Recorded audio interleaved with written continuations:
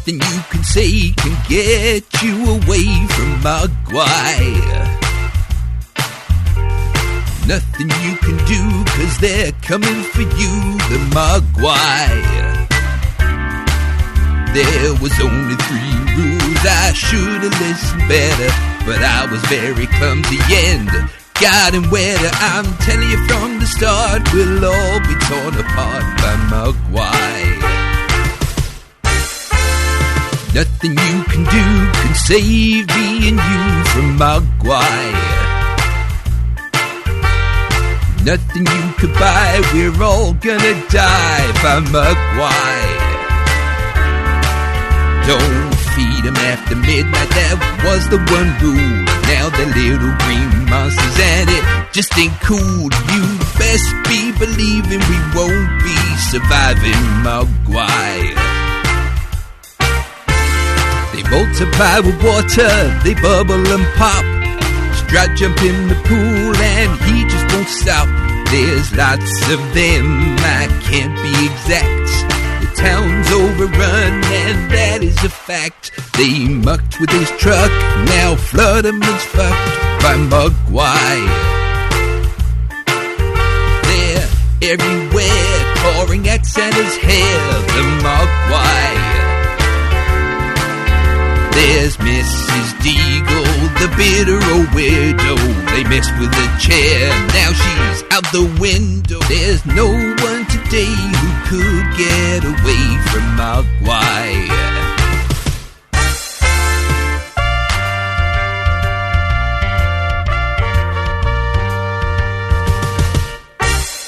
Caught on the hop, the cops just can't stop the Maguire. Now it's a race before they ruin the place. Stop Maguire. There was only 3 rules, I should have followed better. To kill them with bright light, I think I better. There's no one today who could get away from Maguire.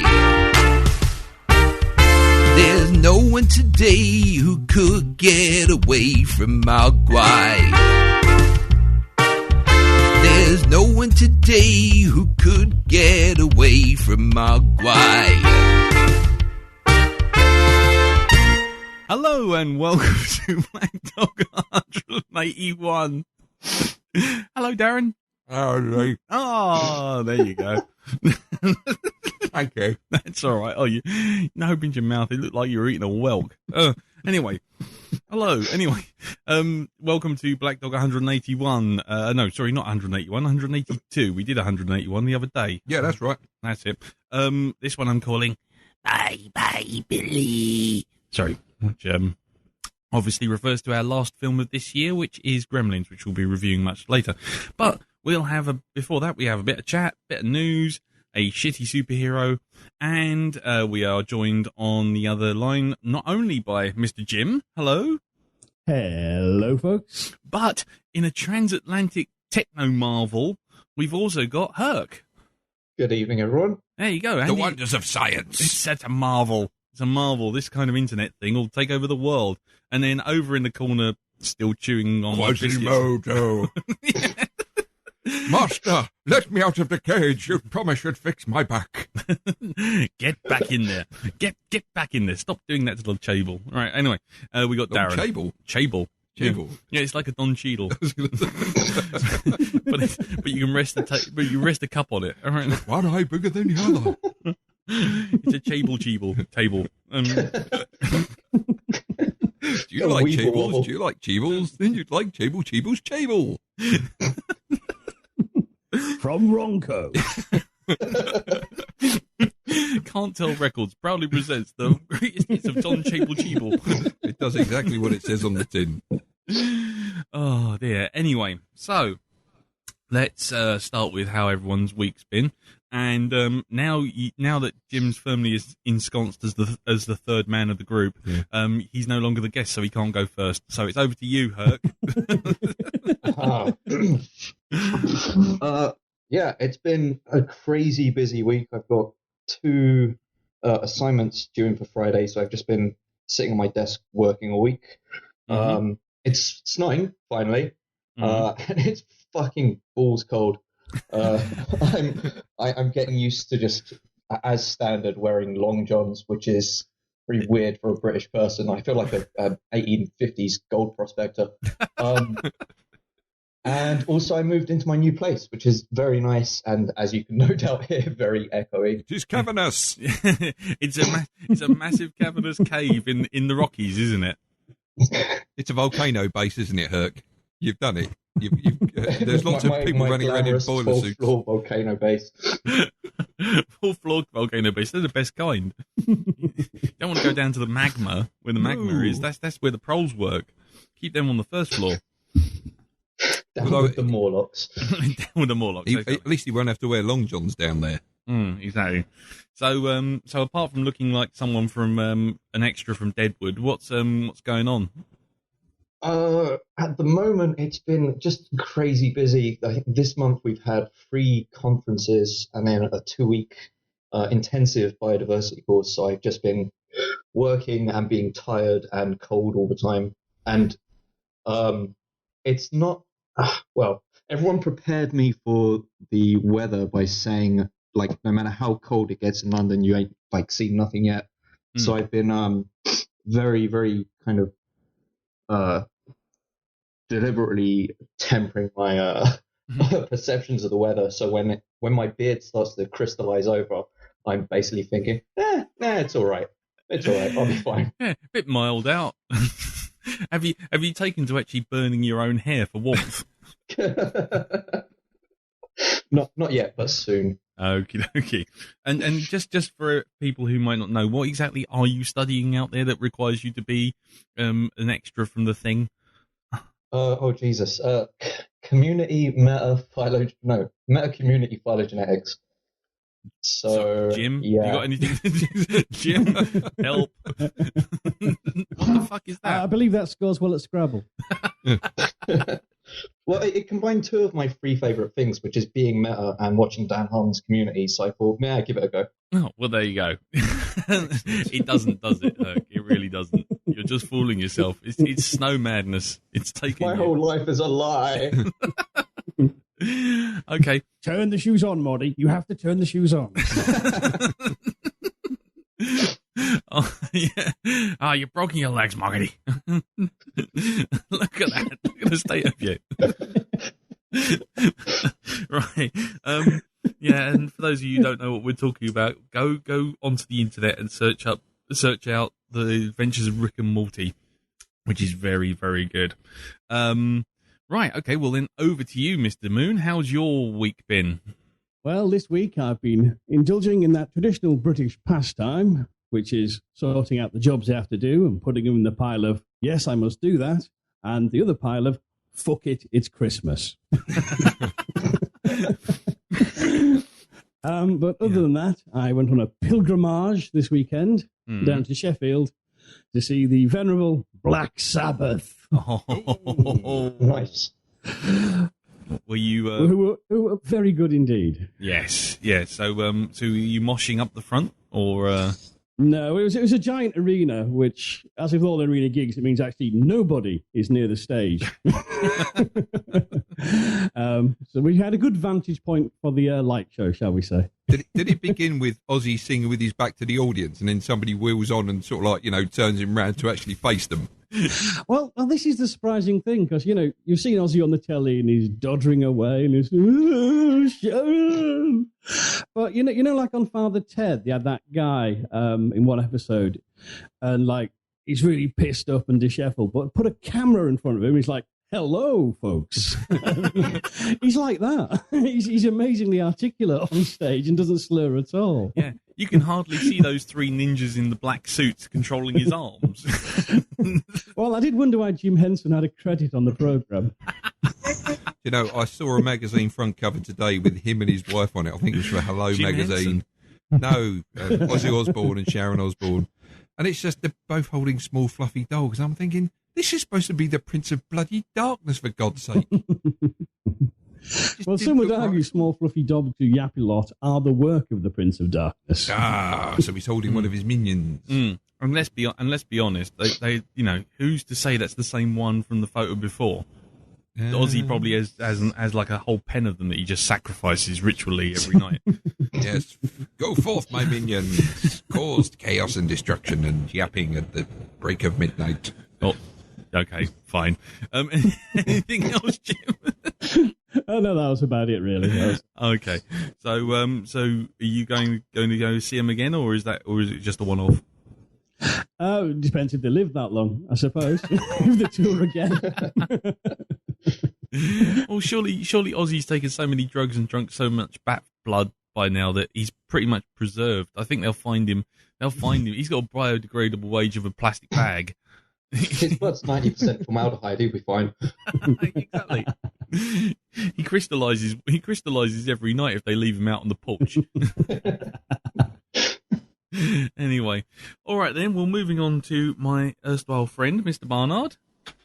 So, this week, had a bit of a misadventure on Friday, because I got into work, sat down, and I thought, it's a bit drafty in here, isn't it? And I looked down, and the entire crotch of my trousers is completely fallen apart. Again. This is right? So this is it. I can see thigh, okay? I can see thigh almost down to the bloody knee. And it's like, but how did that get like that? It wasn't like that on the train. So rubbing yourself inappropriately on the train causes that. I think so. Is this turning into a humble brag? What can I say? I bust the seams on my trousers. Exactly. I have to get them reinforced before I actually collect the trousers. So so I had to get these trousers sort of like changed. I had to go and get a new pair. So I had to do a bit of a battlefield repair on the trousers. So I got a staple gun. Okay. Oh. And I stapled them off first? I stapled up. Yes. I actually wore them and I did this. This had to be on the fly. It was like the split was getting more ridiculous. Hopefully not on the fly. Exactly. Well, not on the fly, of course. You could have heard the scream from where I was all the way to Canada. There you go. So I stapled up the inside of my trousers thinking, that'll do. That'll be safe. Because, I put my coat on. It's quite a long coat, but even that, you could still see actual flesh. So I stapled up the trousers. I thought, that's fine. Not a problem. And I've walked all the way to Bank Station to get on the train to go to Oxford Street so I can get the Primark and buy myself a cheap pair of trousers, right? And that's when the staples came loose. So I've got trouser flapping all over the place and exposed thigh. And I'm having to walk around as if I've got my hands in my pocket. I'm thinking, if I push down hard enough, then the coat will cover the hole, So I'm rummaging away there. It's like I'm playing with myself as I'm walking down the stairs. And I managed to get to... I got to Tottenham Court Road Station and I thought, right, okay, I've got to the end of the platform and it's like there's a steep staircase. It's like, oh, God, I can't walk up there where there's loads of people. So I'm trying to wait for people to walk by and just the crowd's not going. That's because it's Tottenham Court Road, exactly. One of the busiest tube stations in London. It was very busy that morning. Dumb nut. So, what am I to do? This is it. Go somewhere else. Go one. I couldn't. Actually, there wasn't any other shops that I knew of that would sell them that cheaply. Go to Camden. You could have just carried it off as a fashion statement. I could have done. I could have real hit. Yeah. It's like in fashion to have your bollocks. Doing the Camden Shuffle. Euphemism. So anyway, I get to the staircase. That's the next one sorted. I am literally walking up sideways. Up this, I'm trying to make it look like, and I thought to myself, do you know what? I got to the top. I managed to get to the escalator. Got to the top, and there's like another fucking steep staircase. I've got to go, but this one's like constantly busy as well. So to try and cover up the fact that I've got a big hole in my trousers, and with looking at the angle that I've got to walk at, I pretend to have hurt my leg. So I'm giving it a bit of a limp. I'm looking like some mutant. Sort of like emerging from the earth. I am Chud. And Were you going up the stairs like a rock hopper penguin? I was, yes. And I could hear Morgan Freeman sort of like narrating behind me. And here is the little penguin trying to get to Primark. He split his trousers. So I did finally make it in there. I did finally manage to get a pair of trousers, and it's like trying to explain to the people in the changing room that, look, I'm not trying to steal the pair of trousers. I haven't put them on because them yeah, exactly. Look, you can have a look. There you go. So yeah, that was a fine start to Friday the 13th. And you know what would have prevented you from having exposed flesh? Long Johns. Long Johns, yes. Stop trying to justify your existence, Herc. No, he's perfectly right. I should have had some Long Johns. I should have bought some, but I didn't. But anyway, moving swiftly on from that, of course, there was the on Saturday we had the get together. Yeah, with friends in the pub. The Royal Rumble. The Royal Rumble with a few unexpected and unwanted guests. Yeah, but let's be honest, it was caused by, shall we say, a lack of understanding of pub etiquette. Yes. Let's be delicate about it. Yeah, it was. But anyway, moving swiftly on from that. I'll explain it if you don't want to. Yeah, that's fine. That's fine. Going on to Sunday, of course, I took up your offer, God knows why, of going to see. No, honestly, that was my thought on the Sunday morning. Yeah. It was like, I'm not even alive. Why am I trying to go and mix with human beings? That's what I felt. I felt dead. Yeah. But got up, got ready, went to watch a special showing of Walking with Dinosaurs 3D. Yes. Now, keep talking. I'm eating the last biscuit. Oh, that's fine. I do have a little review. Me and Martyn did a little sort of like post chat. We did go with Martyn Jones. Mm-hmm. And we both went in there. Alex Zane was there. TV presenter of Did he get better? YouTube. No. And to tell you the truth, he did actually walk around like he was Alex Zane, and he knew he was Alex Zane, and he knew he was on television. So, oh dear. Yeah, it was kind of like that at one point. It's like, hey, look, it's me. Welcome to the Z list. Yeah, hey there.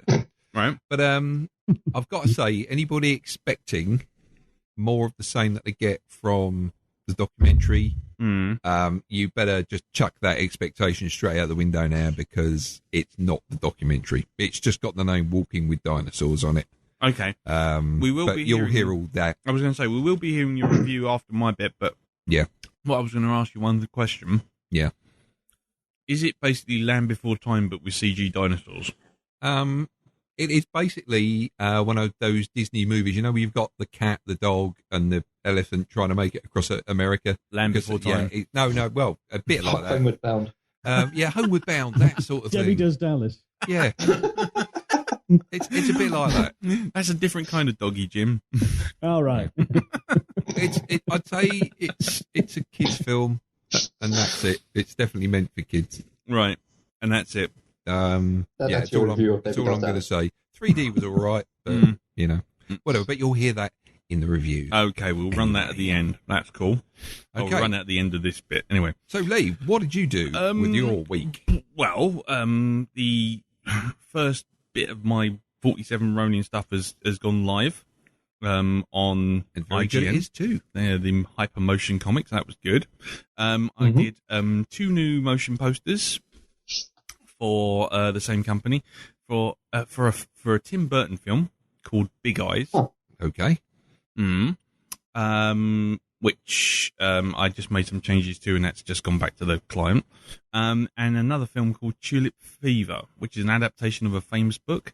I have no idea. I've never heard of it at all. Anyway, basically, yeah. Man, Isn't Tulip Fever in Danny Graydon's DVD collection? You're thinking of tulips on your organ. Now that's that old joke, isn't it? Yeah, what's better than roses round your piano, tulips round your organ? Oh God! And that's when I was fired. Anyway, so I've done that. I got got 2 week stint at Realise Visual Effects Studio starting on the 13th of January. Very nice. Good. So I'm doing 2 weeks there. That's going to be good. Possibly rolling on if all goes well. Are you allowed to actually say what you'll be doing there? No idea yet. I don't actually know. No, they bring people on for bigger projects. So maybe I'm doing bigger projects. I don't know. I just don't know. What have they done in the past? Realise they've done all sorts of stuff. They do visual effects for TV. They do visual effects for ads, agencies. They do films. Yeah. There's lots of stuff. I mean, if you look them up, just look them up, and there's a showreel that's got tons of stuff that you'll just go, oh, I remember that, and all that kind of thing. I haven't done that recently, by the way. I just thought I'd mention it because I didn't really want to look at their studio reel and go, look, what am I doing? Intimidating at all. Yeah, what am I doing? I'm not qualified. There's that. So that was quite good news. I might also be doing something with one of Mr. Palastides' clients, which I cannot mention right now, which is quite cool. Are you allowed to mention who that client is? No. Okay. Moving on. It would be very similar to Stark Industries, I think is. I know the one. Yeah. So there you go. That's that. So, but we'll see because that's still up in the air at the moment. We have to wait and see. I'm working on another thing called Drones, which is a short film that's going for Vimeo. It's been commissioned and it's about to get money behind it. So I'm doing helicopter shots for that. That's quite exciting, cool as well. Cool. I've seen some of that work and it's very good. Rather nice. And that's about it. I went to Panto today. Yes, you did, didn't you? Oh no, I didn't. Oh, yes, I did. He's behind you. Yes, oh dear. So that was fun. That was fun. Kids loved that, and some of the dancers weren't too bad on the eye either when they were doing the "What does the fox say?" Yes, but we'll skip lightly over that. Seeing as Carol's sitting behind me.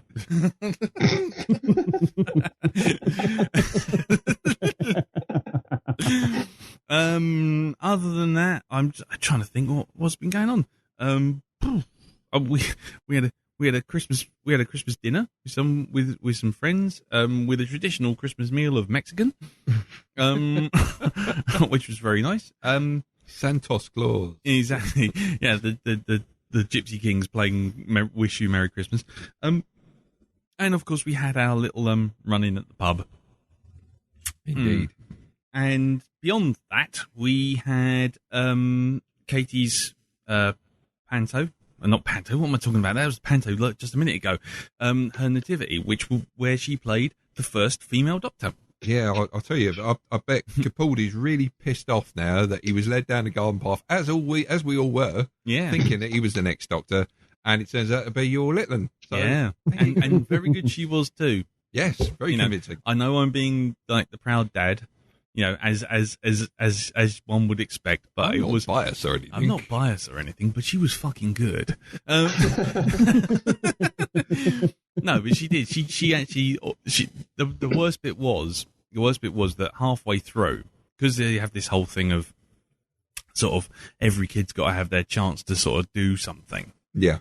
And basically, they swapped Katie out halfway through the intermission of the story, and so this other kid gets. There was a regeneration. There was a regeneration in there as well. My word! Yeah, I don't think the parents are listening because I don't know this kid, but yeah, she managed to regenerate into a hat stand. It was amazing. She got McGann. Man. At all. Yeah, I'm not biased at all, but 1 minute she's got a waistcoat on, a red bow tie, the sonic screwdriver, the fez. She's leaping about. She's giving all the sonic screwdrivers and very good. Yes, well done. Next, there's a donkey with a fez on. It was literally like someone had just swapped Harrison Ford as Indiana Jones for Ernest. For present day Harrison Ford. Yeah. Harrison Ford instantaneously aged from 1982 Harrison Ford to 2013 Harrison Ford. The soul has left the body. You can actually see it leave his eyes. But yeah, so well, fair play to the kid. He did his bit, and I'm sure his parents are very proud, and he was good in the role, but he just wasn't that good at Katie. I know I'm biased, but he wasn't. Does he know who Doctor Who is? No, that was the worst bit. He didn't even want to be the Doctor. Did he know why he was there? No. Why are we all whispering? I don't know. I think it's a safe bet. Primary school children aren't listening to this.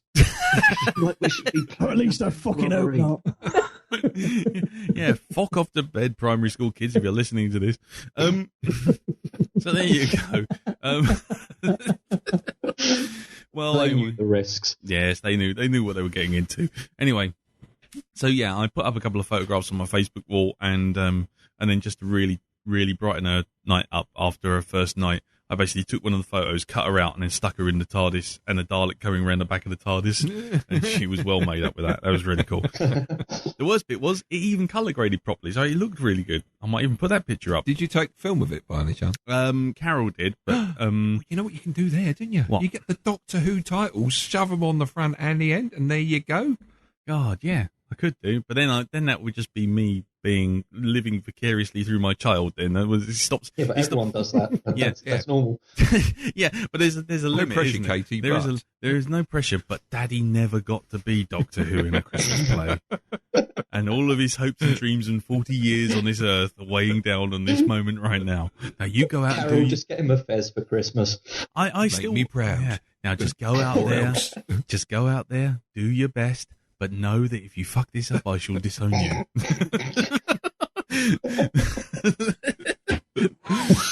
But anyway, If you fuck it up, we only had one daughter. no, she was really good. She was really cool. Anyway, we'll leave that. You're leave adopted. it there. No, shut up, you tart.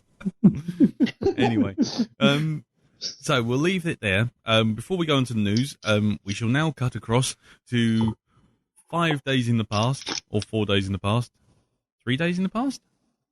3 days in the past. What day is it today? It's Tuesday. Tuesday. Tuesday. Yeah, so it's about Okay. 3 days in the It's past. 3 days in the past. We have so to make a TARDIS noise. probably. No, we can do Scooby Doo noise. We can do the and we're going over to Darren in the pub with Martyn Jones talking about Walking with Dinosaurs.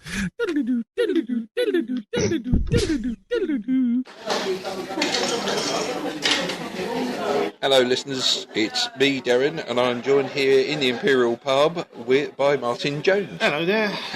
So we've just been to see Walking with Dinosaurs, the 3D movie.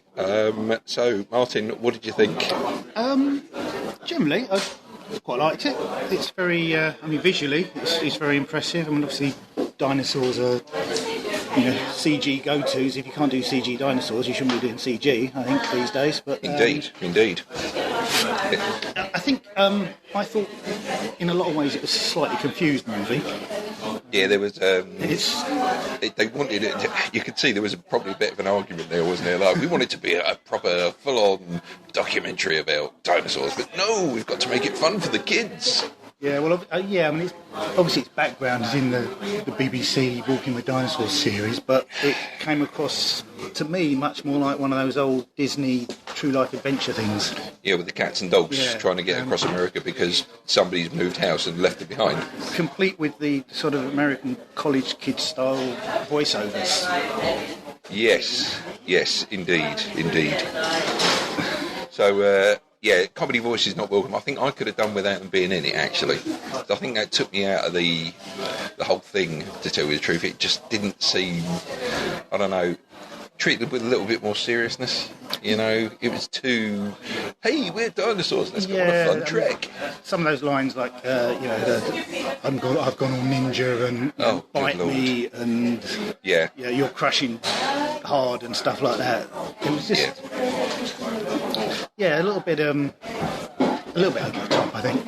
And it kind of took away from the sort of documentary aspect of it, and you could see why it was squarely aimed at the kids, I think. Oh, definitely, yeah. Some of the jokes and the thing with the small dinosaur getting covered in shit and stuff like this while walking under the big dinosaur. It's like, oh, yeah, that's so funny. Although I bet if you took off the soundtrack of that and just got old Ken Branagh to come back and do a narration over the top of it, then you would have had a completely different film. The visuals would have worked, although I still thought a lot of the dinosaur movement was slightly on the cartoony side. I mean, they're relatively realistic looking, Do you know what? I actually, I've got to be truthful. The bird that was doing the narration in it, Alex, I thought that was possibly the best done CG figure in it. I don't know what they did was maybe they actually got a real bird and they just CG'd the face over the top of it for the prehistoric bird. Yeah. Because some of its movements were very, very realistic. You know, it didn't seem like a CG animated character. Yeah, I mean, in general, I thought the movement was fairly realistic looking, and it did look more like wildlife documentary. There were just odd bits where you could see that, let's put a bit of humour in here. And like some of those big sort of the bird dinosaurs, the pterosaurs, where they were just sort of sat around and nudging each other. Yeah, I must admit, I did laugh at the other one at the end that kept moving away after the other two had had a bit of a fight, sort of one step. There were some lovely moments in. I mean, there were some nice fun bits. A couple of nice surprises in Mr Dredd and Dr McCoy. Oh, yeah. And that's another thing as well. If Dredd and Dr McCoy, or even Dredd, tells you to go digging for dinosaurs, you go digging for dinosaurs. Definitely. Indeed. So, you thought the CG itself in the film looked, good? Yeah, I think so. I mean, visually it was great. I mean, it looked like a BBC documentary in that sense. I mean, all the sort of the scenery was gorgeous. Of course, when you've got that amount of CG added to something, then you're never quite sure how much of the scenery is real and how much of that's been tweaked as well. But it all looked lovely. I'm pretty sure it was maybe like they've taken famous. I mean, you could see like they've actually filmed sort of like in big quarries and stuff like this, and they've just probably added a few CG flourishes which you couldn't actually see as CG. You know, which I like that kind of CG. If you can't recognise it, then that's great. They've done their job.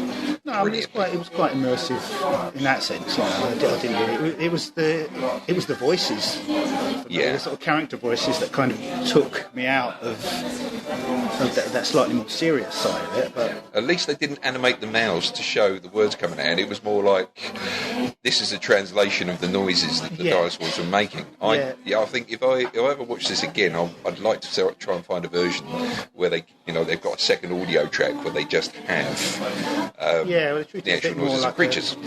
It's funny when we first started watching it, when I realised they were going to do that with the voices. Part of me actually thought, I actually kind of, if they're going to go that way, I kind of want them lip syncing, which would have fit in more with the kind of story they were trying to tell, which was... It's all about hope and inspiration and stuff like this, and the little dinosaur that could. It really didn't know whether it wanted to be a BBC documentary or a Disney movie, I think. Even in terms of the music as well, which... I mean, there were some nice little touches. There was, you pointed out, there's a bit of Barry White in there. Oh, good Lord, that bit. There's a bit of Fleetwood Mac in there. Yeah, just to put in a bit of context. That was my... there we go, that's one of my text messages coming in there. Just to put it into context, there's the hero of the piece, Patches. That was his name, was it? Patches? Yeah, Patch, yeah. He basically gets lost out in the forest and comes across like a water feature, and basically there's a female young dinosaur there as well. And as soon as he claps eyes on, because there's all these butterflies. It was a Pachyrhinosaurus. Have you learnt nothing from that? Pachyrhinosaurus. Sorry, I'm very, very sorry. He sees the female, rhino, Pachysaurus, whatever they were called. And as he looks at her, there's all these butterflies lift up in the air, and then it starts playing a bloody Barry White tune. I'm thinking, this is an auditorium full of kids. And you've got Barry White going, oh yeah, baby, dinosaur love. The score, apart from the tracks that they dropped in like that, the scored music was very good. And I noticed at the end that it was done by Paul N. Morgan, who's the same guy that did the Dredd soundtrack. The music in this is nothing like the Dredd soundtrack. Absolutely not. Not at all. It's much more your typical orchestral, cinematic sort of stuff. And again, I think it added to the whole Disney-esque sort of feel to it. I think that's got to be a good thing, though, isn't it? Really, when you can't, if the actual composer of that music or the guys here put it all together, you can't recognise this stuff from film to film. No. It's like, I mean, that shows versatility, I suppose. So the soundtrack stuff, the actual the background music, very, very good. But it's just when they started playing, I don't know, was it Bruno Mars or something like that? They had those tracks in it.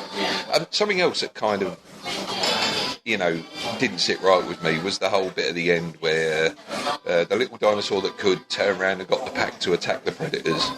Yeah. And it's there's a bit of artistic license here and there. Yeah, I think you'll find that they would naturally just scarper the fuck out of there, and they wouldn't actually go back and help their fallen comrades.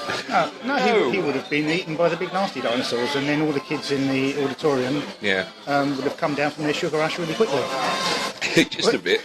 Yeah, there was a distinct lack of blood in that as well. Distinct lack of limbs being torn off. Yeah, there was there was some quite ferocious fights. Oh yeah, very much so. But yeah, absolutely no sort of obvious kind of damage or violence. No, there's no sort of like baby dinosaurs being eaten or anything like that. So I mean, if this film gets kids interested in dinosaurs, then that's a good thing. It really is. So positives can come out of it.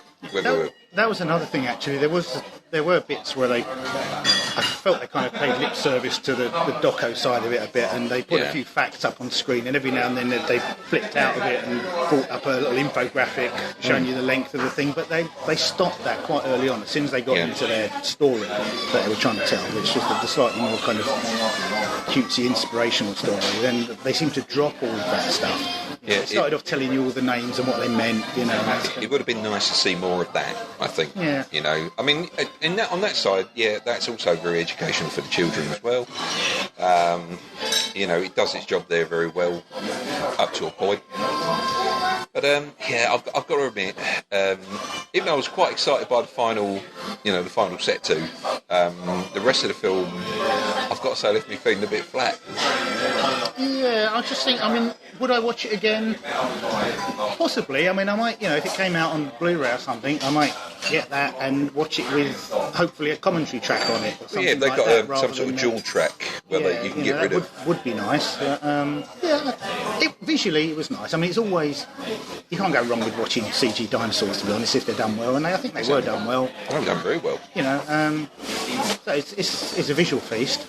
I just got a bit fed up with some of the dialogue in it after a while. It was a little bit 90210 in places, wasn't it? It was like so much. Like God. And looking at dinosaur butt and all that kind of stuff. Well, they were supposed to be Alaskan dinosaurs, so maybe they'd have... Oh yeah, because they have Alaskan accents, even though, we're not due to show up for a good few million years, what the hell? It's like him knowing what a ninja was, but again, obviously putting it in there for the kids who really don't give a toss about all that anyway. Although, why was the main narrator bird Mexican? Because wasn't it John Leguzzi, whatever the hell his name is, I can't remember, the bloke who played the big fat clown in Spawn. Yeah, he'd flown north for the winter, obviously. It could have been anybody doing that part. So anyway, in general, what did you think? All right? Just to sum it up. Yeah. I had a few issues with the sort of the concept of it, but as a film to watch, totally enjoyed it. It was a visual feast. It was good fun. The kids loved it, as far as I could tell. Yeah, especially the kid standing behind me who kept shouting in my ear. Literally. Hello, Mr. Dinosaur! So, yes, good to see him being enthused by the subject. But out of 10, what would you give it? 7.5, maybe. Yeah, maybe I'd probably give it around about that. Probably a 6, maybe. I don't know.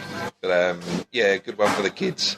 You need to take them out somewhere to watch a movie. Get them out of the house. Then I think you'd do a lot worse. I'll wait for the special edition with the Ken Branagh. Yeah, same here.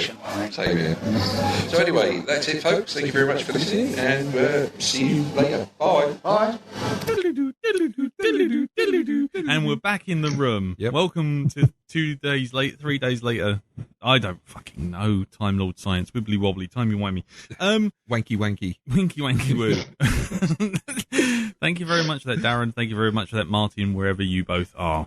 Wherever he is now. Wherever they are now. Yeah. Going from place to place, setting right what once went wrong.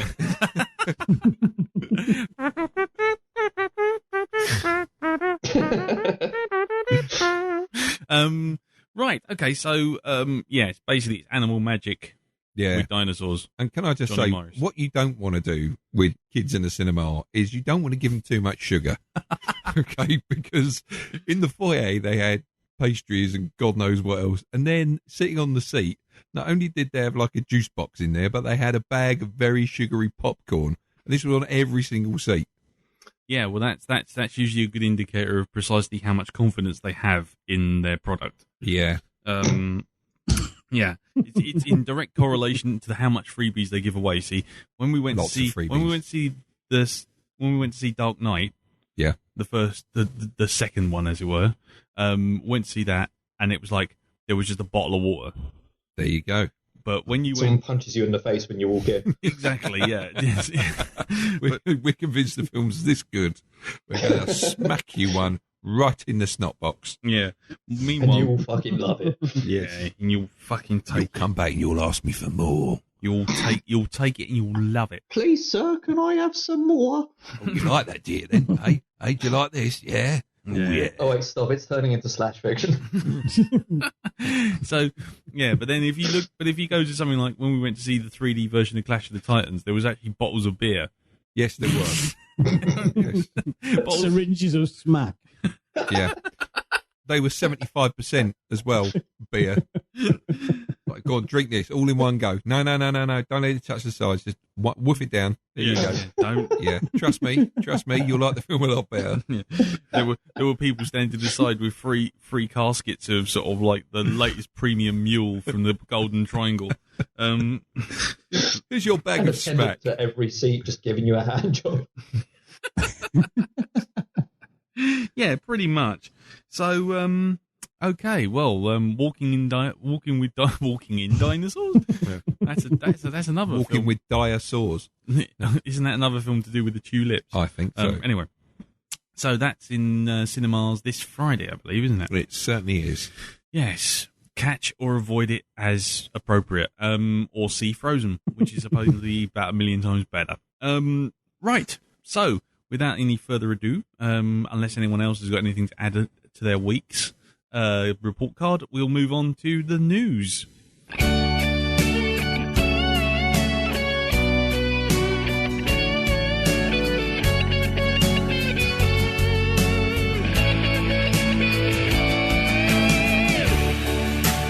Here is the news. We've got some news. Fucking big news. Here comes the news.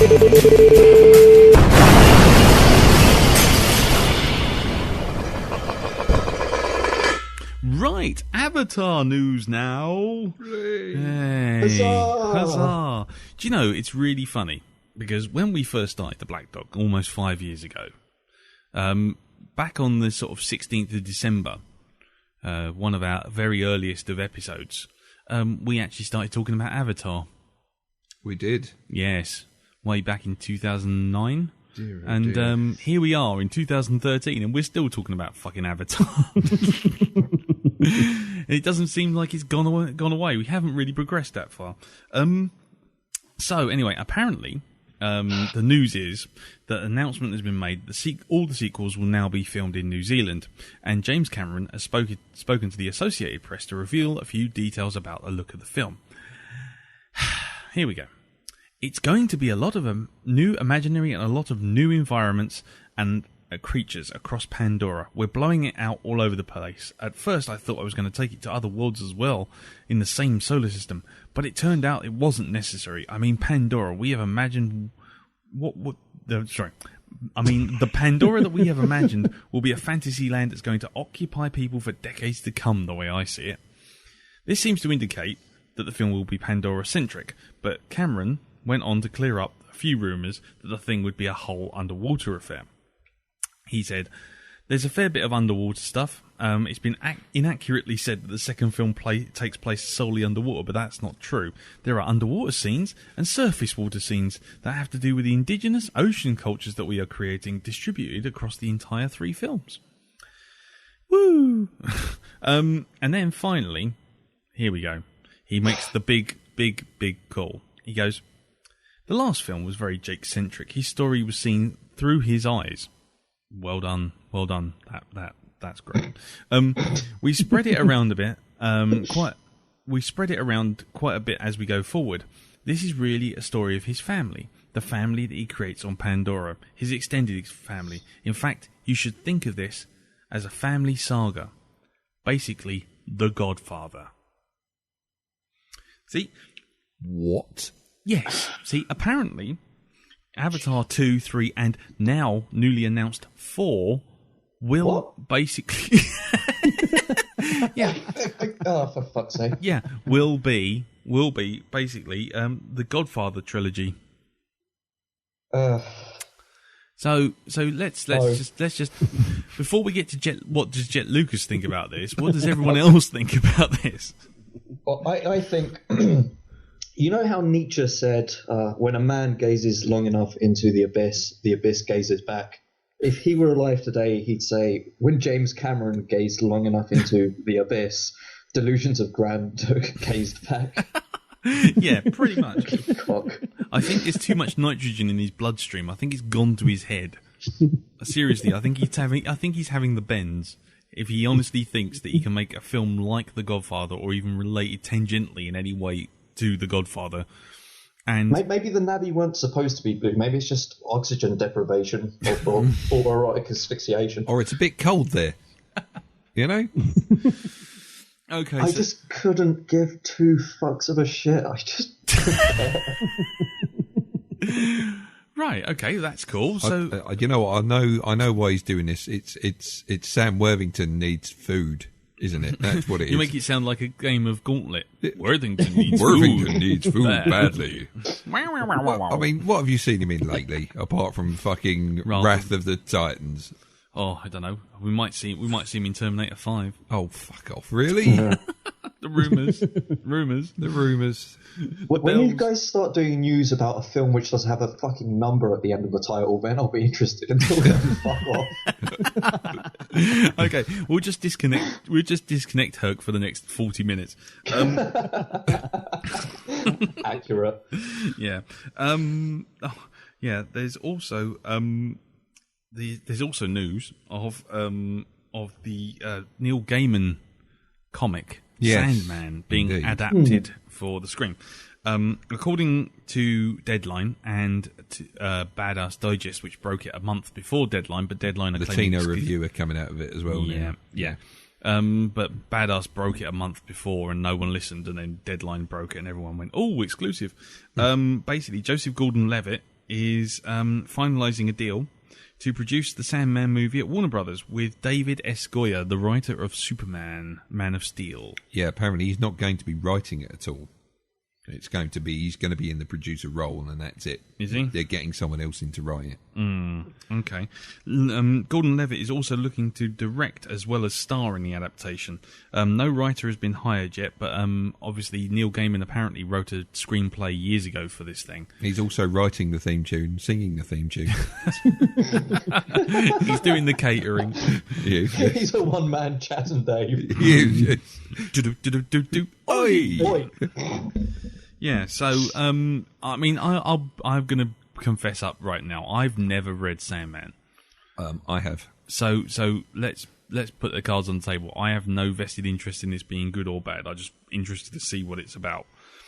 Anybody? What does everyone else think? Well, I don't have particularly high hopes. I mean, the obvious thing to do is do it as a TV series where each season is a different kind of volume of it. But I mean, if they're doing this as a movie, it might actually be a standalone thing, perhaps. No, they're actually hoping it's going to, because there was a tweet by Levitt thingy, and it actually was hashtagged Preludes, which is Preludes and Nocturnes, which is the very first novel. And I can see that as a good starting point, because for anybody who doesn't know what that's about, hello. It starts off with Dream, who's one of the Endless. Dream has been trapped by this. He's been trapped in this cage for God knows how long by this guy, and he finally escapes. And so it's his quest to go off and find the various bits of his equipment that he used to use. Like there's a helmet, I can't remember what else there is. It's a bag ruby of sand, pendant. and then Yeah, there's the bag, there's something else as well. But it takes them on various different His taste adventures, card. right all the way down to hell and Lucifer and all that lot. Okay. So, and they're, it's the first volume is a really nicely contained. You could read it on its own and then not continue with the rest if you wanted to. It's just really, really well done. it's very good. Okay. It's excellent. Yeah. Okay. And then the other films are all kind of different stories about where the Sandman has turned up in, or maybe one of the other Endless, like his sister Death. And I'm hoping they get her right. So, Why you fancied a bit of goth emo action? oh, good Lord, Jess. She's lovely. But, you've got the rest of the Endless in there as well. Sort of like Destiny and who's the completely Beyonce. mental one? Yeah. I can't remember. Despair, Destruction, Delirium. Destiny, Delirium, Death, that's it. Delirium, Oh, yeah. hold on. So basically, everyone has read this apart from me. Jim, you, what are you thinking about this then? Well, a Sandman movie would be nice, but you are talking, was it like 13 volumes? That's ambitious for a film franchise. Yeah. And I mean, I saw Neil Gaiman years ago in Manchester giving a talk explaining kind of the problems he had trying to explain the concept to film executives. So that kind of in mind, I can't see a major studio wanting to sign off on something over 5 films. I mean, that's a hell of an undertaking. Never mind the 10 or 12 it would take to do it all. But they could do it as the Battlestar Galactica thing, where they had the movie kind of prequel with the first volume, and then the rest they continue as seasons of TV. But wouldn't that be a bit scrappy? Isn't that a bit sort of reliant on people firstly seeing the film, liking it, and then moving on? I mean, that's like. I mean, I don't know. I don't know. With things the way they are now, I mean, I could see someone like Netflix taking an interest and ponying up the cash for it. Yeah, Netflix have been pretty busy on that kind of stuff anyway. I mean, they'd probably just go for a TV series full stop, though, wouldn't they? I'd have thought so. Though it's one of those, to do the Sandman and to get all that, the epic scope of it, you do really need a big sort of movie-sized budget. I mean, I think that Darren's right, though. The first volume, Preludes and Nocturnes, would work as a standalone film. It does have it's got some cracking stuff in there. And the Dr. Destiny sequence. Oh, yeah. There's an It's issue. been I think ages it's since I've read 24 hours, which is absolutely horrendous. It's a really, really bleak, brutal, and very unpleasant. So, hopefully they won't go too far down the PG-13 route. That's my concern. Yeah, I think if they do have it like that, I mean, you want it near enough. You want it an 18, I think. If not, probably, I don't know, what's the next one down? Is it 15? You can manage, but yeah, I think a 15 at the lowest level. You don't want to go any lower than that, because the Sandman is definitely not a kid's. It's definitely not the run-of-the-mill superhero comic or anything like this. It's definitely got some very dark edges to it. Okay. Well, I can't really weigh in on this, to be honest, because I don't know enough about it. I mean, it's a bit like sort of Preacher. I know how they would do it because I've read it, but I wouldn't even. If I hadn't read the comic, I wouldn't have a clue what it was about, so I wouldn't be able to weigh in on it. So. Has he produced anything else that we know of? What, Joseph Gordon-Levitt? Yeah. He's just finished directing a film called Don John, which is a kind of romantic comedy about him and Scarlett Johansson. And him wanking a lot. Yes, because he's a shut-in who likes porn and thinks all love is basically porn, and she's a woman who believes that all romance should be like the romantic movies in the films. That's right. And there is a sequence where she does actually come in and catch him, sort of like, taking his loving hand. Holding hands in the garden of love. Yeah, the sound of one hand clapping. Yes, him and his girlfriend, Palmer the Henderson. That one. Yes. Anyway, speaking of complete and utter wank, Star Wars 7 news now. Here we go. Right, well, obviously we are talking about this in conjunction with the Indiana Jones news that broke last week, which is essentially that Paramount have signed over all the rights and all the control of the franchise to Disney as a part of the Lucasfilm buyout. But also, going back to Star Wars 7, news leaked last week while we were on the air that that Disney announced that they hadn't seen the script yet, and that they would be seeing a provisional script, sometime in January 2014. Which, given that they were rewriting the script again back in October, and they are supposedly hitting a deadline for 2015, it's looking a little tight. So, I mean, I don't know what there is to add to this story, but just to say, like, a first draft of a story coming out a year before the film's supposed to be delivered, you might think it's a bit tight. I still say, I think I've called it already. I did this a few weeks ago where I said it's just going to be Boba Fett and IGA-8 in a bedsit in Lewisham discussing the quality or the downfall in quality of sausage rolls from Greg's the Baker since post-war Britain or something. Yeah, I don't know. Since the fall of the Death Star. Yeah, exactly. Yes. I don't even want to tease you guys by asking you a question of what do you think of that, because I will say one thing which isn't completely despondent, and that's that this did actually come from Disney's mouths themselves, so it's not the usual round of cock-knocking, fuck-nugget, old cunt bullshit that we've always goddamn hearing. So it's pointless, but at least it's factual. Yeah. I suppose they have thrown their hands up in the air and gone, all right, busted. Yeah, but the funniest bit is, even without the script, right? Apparently, Disney have already announced that the budget is going to be topping at least the 200 million mark. Really? Already, just for one film. That's got to be the first film ever to top that much, isn't it? No. A few films have topped it, but usually they have a script. Yeah. That's the key. That's the key right here. He's like, The Hobbit, 200 million. That's fine, but 200 million because we know what the script is and we know it's going to bring. Was written, was it 70 years ago? I was going to say, is this is most of that 200 million going towards the hip replacements for most of the actual cast that are going to be in it? I genuinely. No, it'll be the CGI to create Jackson. Jackson, the fucking rabbit. Isn't most of the money going towards Carrie Fisher's vagina reconditioning? Allegedly. Allegedly. Yeah, we're good to go. Yeah.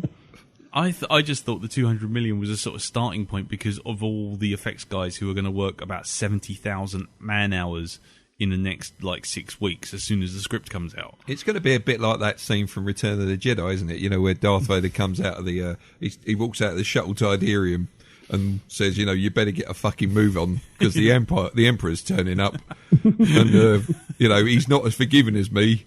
So get your fucking finger out, you lazy bunch of twat. Maybe the budget's going towards Jet Lucas's stem cell therapy. What? Have you seen him? Look at his face. Yes, I've seen a picture of him. Yeah, that's what he looks like. Yeah. Well, anyway, Jet Lucas has got no comment on the matter at the moment. Hasn't he? No, which is a bit of a shame. I think we're. Fuck, you're kidding. We're all at sea. We're all at sea without. I'm kind of. I don't think I can enjoy Christmas. I think it's ruined. It's ruined my Christmas. This one and the next one. I'm just going to be. I mean, if he doesn't say something soon. You can enjoy another Christmas again. Tiny Tim will not have turkey for Christmas. Speak to your flock, Jet. Tell us. To your flock. Tell us. Oh, Messiah! I'm not the Messiah. Yeah. But moving on from Star Wars news now to Indiana Jones news now. For fuck's sake. No, you get double barrels. That's why you come on board. We knew the risks. You knew the risks, Herc. I think my role in this cast, I feel the way other Londoners must feel when I cross the street recklessly, basically hoping that if a car does hit us, they'll cushion the blow. Well, Jim's just settled back now. He's just enjoying your pain. Yeah, Jim has no corporeal form. He's in no danger. He's all voice. Right. Well, anyway, Indiana Jones 5. Now that Disney have full control of the movie, is still just hanging in the ether, which it obviously should be because it's only been out, it's only been in Disney's hands for about a week and a half. They don't want this made by Sunday afternoon or anything like this, do they? Well, I don't know, but Alan Horn, the CEO of Disney, confessed. And at a press conference, a police questioning. Yeah. He confessed. We don't have a story. We need a story. There is an estimate that it will be at least 3 years before we see another Indiana Jones movie. Oh, okay. Possibly even longer. And given that Harrison Ford is actually 71. They've got to recast. We're hoping he dies before we finalise the script. That's pretty much, I think, the cynical because view. The scriptwriter said to me, getting in a cameo for an angry chamois leather is going to be a ball ache. They're gonna put just drape the chamois over an Action Man, Yep. and then fix it in post. And then we go, I want my family back. You get off my lawn. I know where you live. God damn it. Oh dear, hold on a sec. Now, the last bit of news, because obviously, has anyone got anything to add to the Indiana Jones story before I go any further? I could add a script, that'd help him out, maybe. It's always handy. So they've acquired this license for Indiana Jones, and they don't know what to do with it yet. Well, I have no further questions, Your Honour. Anyway, right. So, last bit of news for today is the frankly horrific news that the Naked Gun is being rebooted. Oh, God, it's going to be the Pink Panther all over again, isn't it? Yeah, because not only are they not getting the Zuckers in to actually write the script or do anything with it. Are they getting in the team that wrote the fucking Hangover or something? Yeah. So they've not only got one of the stars from the Hangover series in it, they've got the actual writing team from the Hangover writing this. Yep. So, and also the writing team for the up-and-coming Baywatch movie. What? Fuck off. Yeah. What? Yeah. Thomas Lennon and R. Ben Garant. I've never heard of it. Who are these people? Who wrote the up-and-coming Baywatch. Fucking hell. Yeah. So, Shall we just cut the recording short and all just drink from our glass of Kool-Aid? I think we should just drink from the glass of sort of like antifreeze. Come along, children. We're going up heaven's chimney. Yeah, it's gonna be like the sleep tight children scene from Downfall. Except sadder. Yeah, except without the cheerful outcome.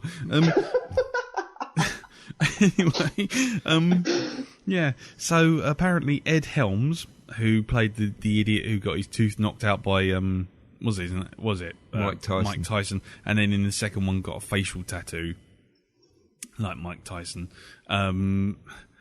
He's taking over the role of Frank Drebin, and you know what? They even, to announce it, they even used a quote from Naked Gun 33 1/3. Right? You're going to love this. If you didn't want to punch someone by the end of this one. Cheer up, Frank Drebin advised someone in Naked Gun 33 1/3. This is not goodbye. This is just, I won't ever see you again. What? Yeah. So, which is basically a ha ha ha, it's not Leslie Nielsen. Right.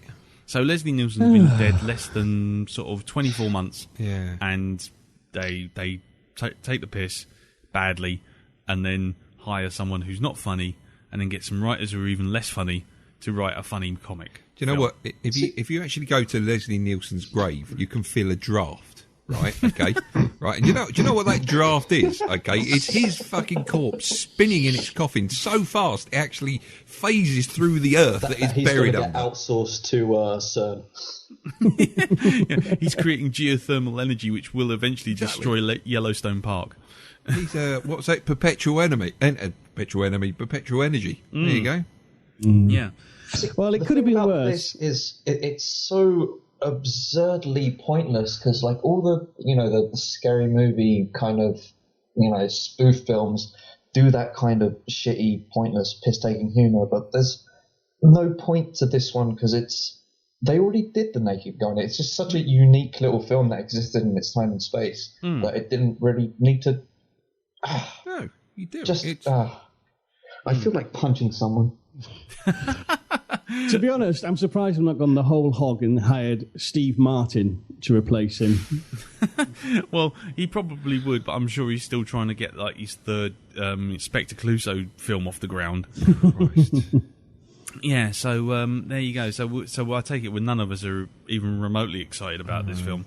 Nope. No, joining. Nope. No. Excellent. I'm not even going to see this. I've avoided the Pink Panther movie. I should be avoiding this one like the fucking plague. I'm going to go out of my way to go and punch people who have seen this but not the original. Yes, that would be a good litmus test for whether or not you even want these people to have a contribution into the gene pool.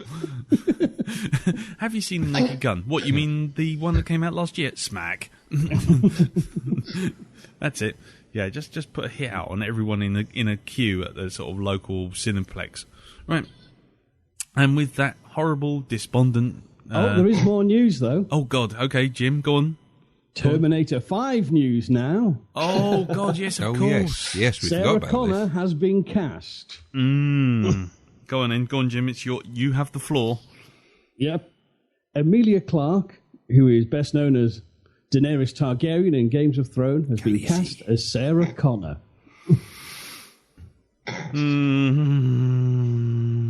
Yes. I mean, it's not the most horrifically bad idea I've ever heard, but of course, the word reboot, Terminator, Terminator 5, and Terminator 5 Genesis. Yeah. I've got to say, when I heard that Arnold Schwarzenegger was back up for the role, it was like, oh, you're kidding me. There's not enough polar neck jumpers that are going to hide this one out, Arnold. But to tell you the truth, I did see a magazine recently where he'd actually gone back to the gym, and he's actually worked out quite well. He's got himself back in shape. What shape? As in, like he's toned himself up. Full of walnuts. He doesn't look like, those photographs they had of him on the beach. Did you see those? Where it's just like, oh my God, he's let himself we read go. different magazines.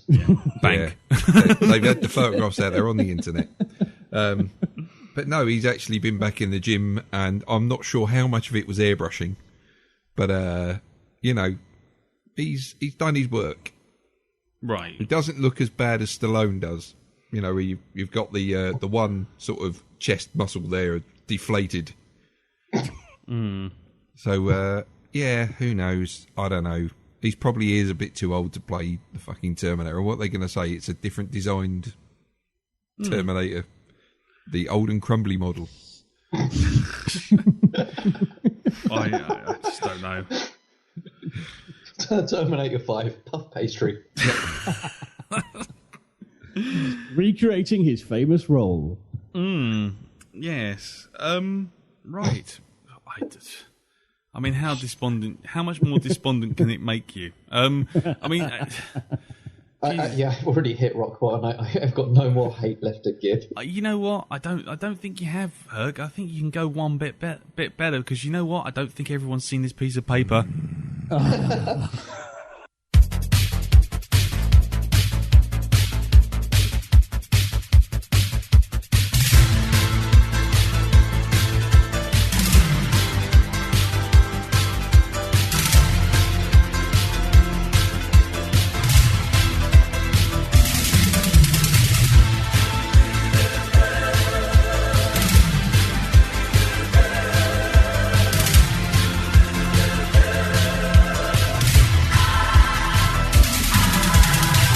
Where have all the heroes gone? We're left with all the knobs. I just want one Superman and not this bunch of slobs. Not a single one of them could take on Mr. Freeze. They're so lightweight they could get blown away in a stiff breeze. The shitty heroes, the Spandex costumes are just a little bit too tight. They're not very cool and they're not very fast, and they most likely die in a fight. It's shitty heroes. Just one look at these dudes and you know they ain't right. Marvel DC doesn't mean much to me because they are a total shite. Hulk smash!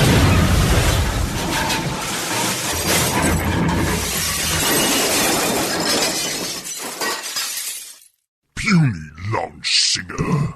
Right, okay, shitty superheroes for this week. Do you know what? Because it's Christmas, because we got Herc here, because we've got more than one person as guest host, I'm actually going to do two for you. Oh, Ambassador, you are spoiling us. Huzzah! Well, they're actually... Tom Jordan embraced it. This one, right, okay, here we go. Can I put my leather bit in my mouth first, please? Yeah, no. Right, we have one is related to the other, yeah, because and you'll see how they're related in a minute, right? Okay. Right. Real name Thomas Gordon, and he features in Marvel Comics. Has featured in a number of Spider-Man comics, and he actually died during Civil War, the Civil War mega epic. Right, I'll just go with it. He's an ex-military villain who became a hero, and after losing his job after leaving the military at Ace Signs. Thomas, Ace Signs. Yeah, that's the place where he was working. He was working in a print shop. Yeah, he left the military, worked in a print shop, and then after losing his job with Ace Signs, Thomas Gordon, a veteran soldier suffering from a mental imbalance, embarked on a citywide vandalism as the villain Typeface. I knew it's got to be something like that. Rebelling against the purveyors of poisonous rhetoric he perceived was responsible for society's ills, his Times Square vandalism bombing spree was interrupted by Spider-Man, a victim of various weakening experiences. Although the irrational Typeface saw no crime in his activities, he rose to Spider-Man's challenge and left the weakened hero unconscious. His powers are that he's a military man and that he has his face and his body covered in different letters. So he fell asleep on the keyboard. Pretty much. Is that what you were saying? Yeah. So Typeface's other power is a bizarre speech pattern laced with rhymes and puns. That's not a power. That's an affliction. Yeah. That's it. He regained a measure of sanity and took on a grammar-obsessed sidekick who was called Spell Check.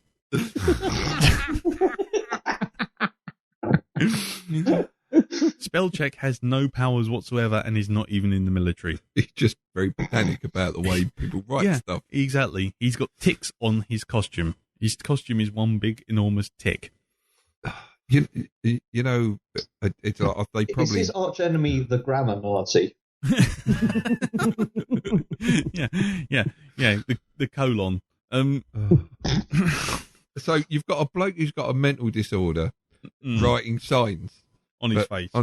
Just writing signs in general, right? He was in a job. He was Ace Signs, so you can just see that the people from Coca-Cola come along and say, "We want you to write us a big Coca-Cola sign." And, they put it up and it's just got pineapple written on it or something like that, Yeah, pretty much. Yes, that's not Coca-Cola, is it? No. We don't sell, we've got nothing to do with corned beef whatsoever. Oh, yeah. One of his weapons was actually a sharpened pea. But what?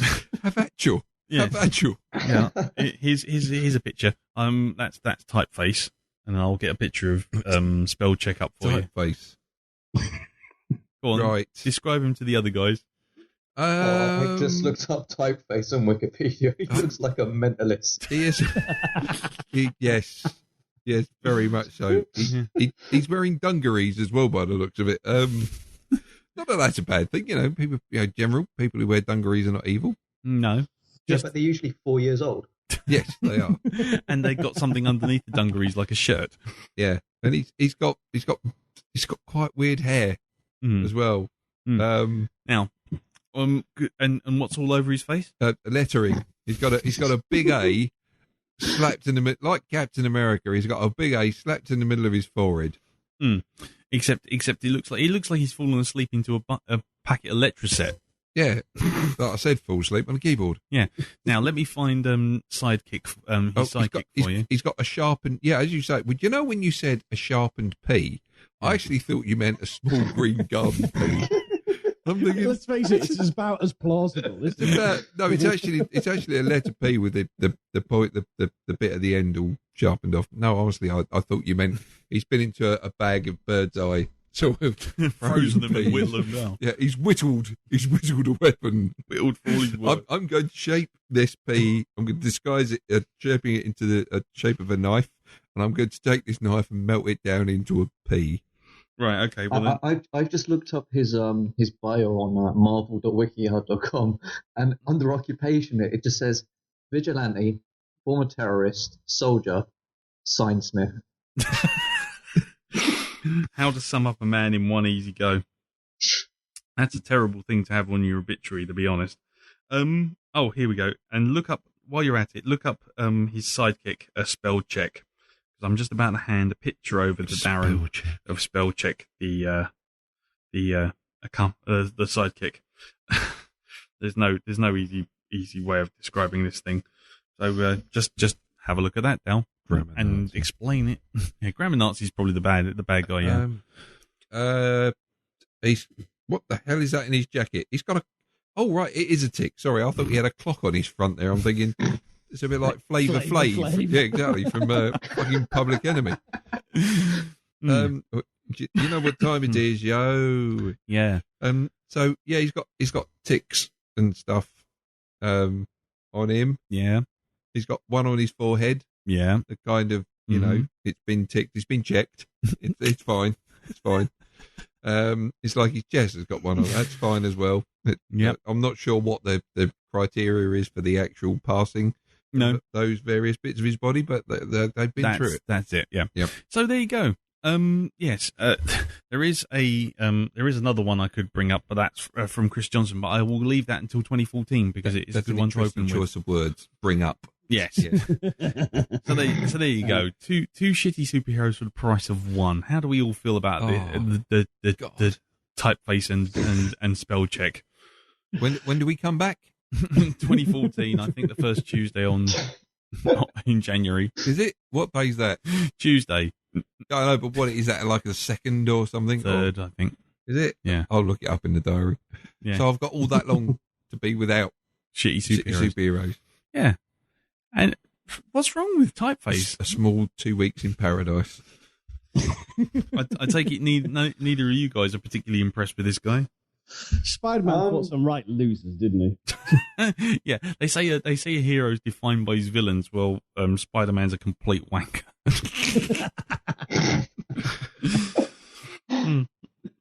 Oh well, never mind. Right. I think we shall hand the floor over to you, Mr. Moon, if you have a profanasaurus for this week. I do indeed. Lovely. Well, the floor is yours, sir. Gizmo. Noun. Cute furry creature in a late 80s blockbuster that is the gift that keeps on giving to toy manufacturers. Also, the correct title for a person who has pushed out the boat of twattishness so far that they've reached another level above and beyond being merely a tool. You've moved from tool to gizmo. Nice. When you really go for it, you can become a complete gadget. Yeah, a wet gizmo. Okay, and with that, thank you very much for that, sir. And with that, we shall now move on to this week's Roast in Specs, which is the greatest Christmas movie of ever. Second greatest after Die Hard. Second greatest. I was going to say that. Yes. We'll argue that in a bit because I've got my little defence against that. But we have Gremlins.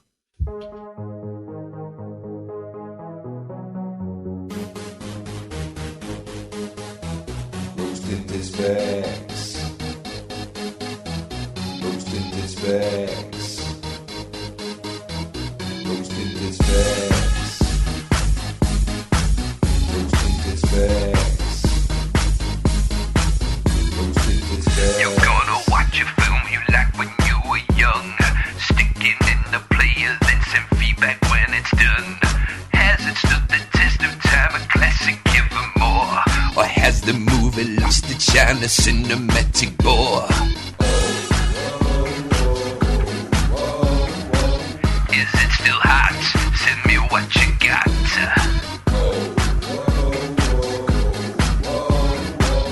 Is it still hot?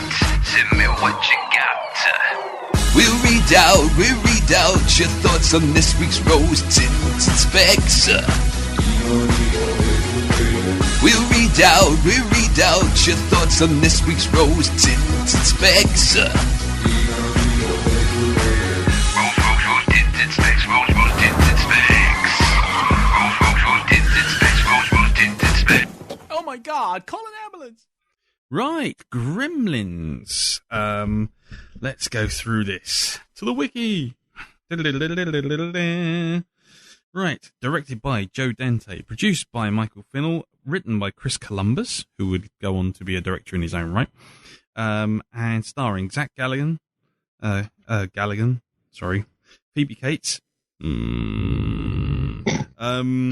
Hoyt Axton, Polly Holiday, Francis Lee McCain, and was it Dick? Is it Dick Smith? Yes, Dick Miller. Dick Miller, yeah. Dick Miller. Sorry, Dick It's Miller time. Music by Jerry Goldsmith, doing his same score over and over again. Released by Amblin Entertainment, distributed by Warner Brothers, released in 1984, June the 8th to be precise. And it was made for a budget of $11 million. Wow. $11 million. It made back at the box office on its initial release, just domestically, $153 million. Jesus Christ. Lend us a tenner. Yeah, exactly. Made a bit. It was one of the first films. In fact, it was the second film that Spielberg had been involved in that year, which basically demanded that the MPAA and other censorship bodies around the world change their ratings. It was the one which basically sort of spawned the 12. Ah, right. Was it PG-13? Well, the PG-13, yeah, I guess is what they were in the States. But yeah, it was Indiana Jones and Temple of Doom was the first one, and then shortly after with the release of Gremlins, basically when that started getting cuts to get it down to a PG or be forced up to a 15 or whatever it was at the time, basically Spielberg just said, well, why don't you just create a new rating? Because this is the second film that I've been involved in that's had this. So do it. And the MPAA did, which is kind of a shock. If I remember rightly, it used to be U, an A, a double A, and I think it was an X, because I don't think it was an A. X. Yeah, that's right, yeah. X, and then double X, and then triple X. Oh, yeah. Anyway. And then the Danny Graydon seal of approval is the one after that. Yeah. The next one was just G for Graydon.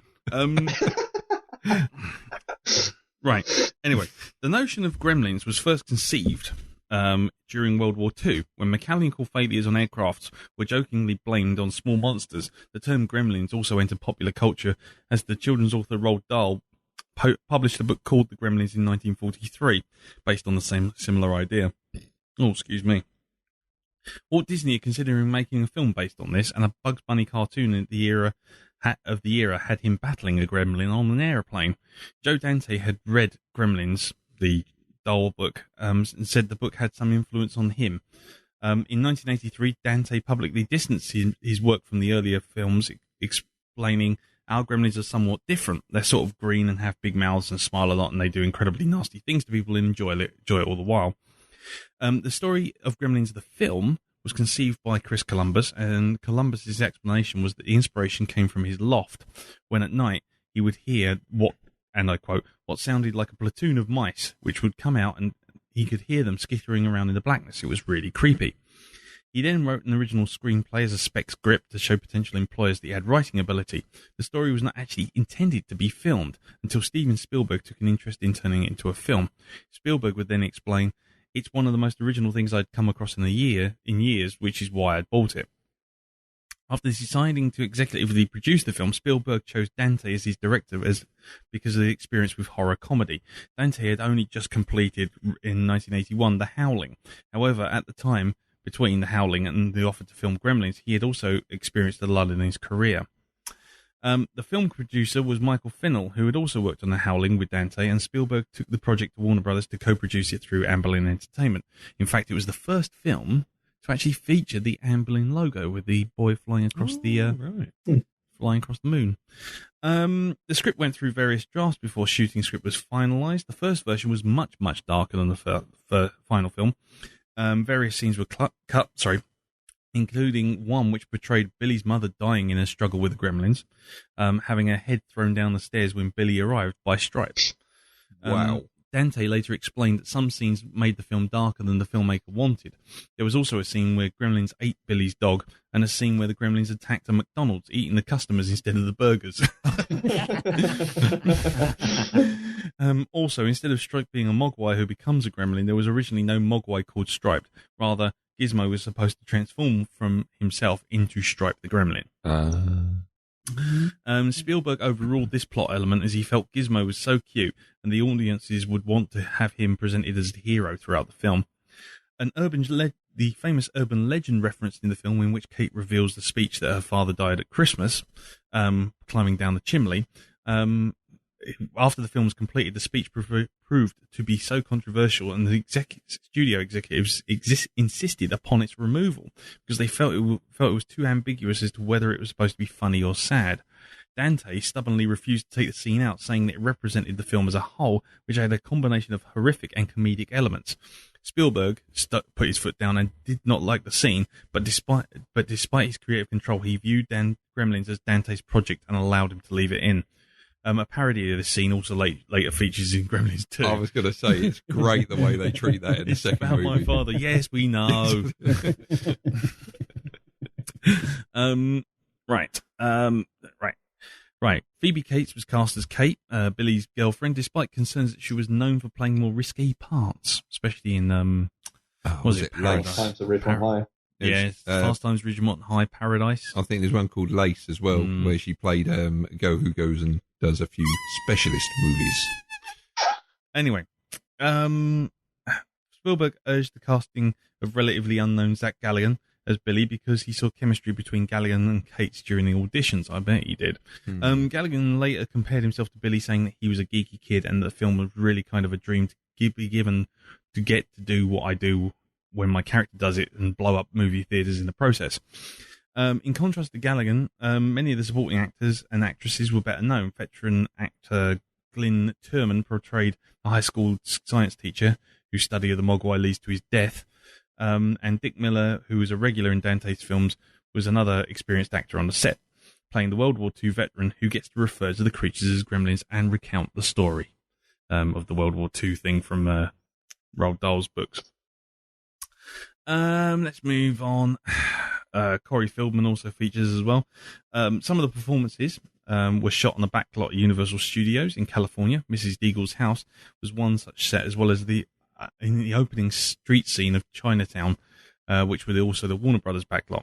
That required a lot of fake snow. Dante also felt that it was an atmosphere that would make the special effects more convincing, which is the reason why he pushed for Christmas. As the special effects relied mainly on puppetry, the actors worked alongside some of the puppets. Nevertheless, after the actors finished their work for good, a great deal of the work was spent finishing the special effects. A number of small rubber puppets, some of them were mechanical, were used to portray Gizmo the Gremlin and were designed by Chris Wallace. There was more than one Gizmo puppet, and occasionally Galligan, when carrying one, would actually set him down off camera. When Gizmo would appear again, it would be a totally different puppet.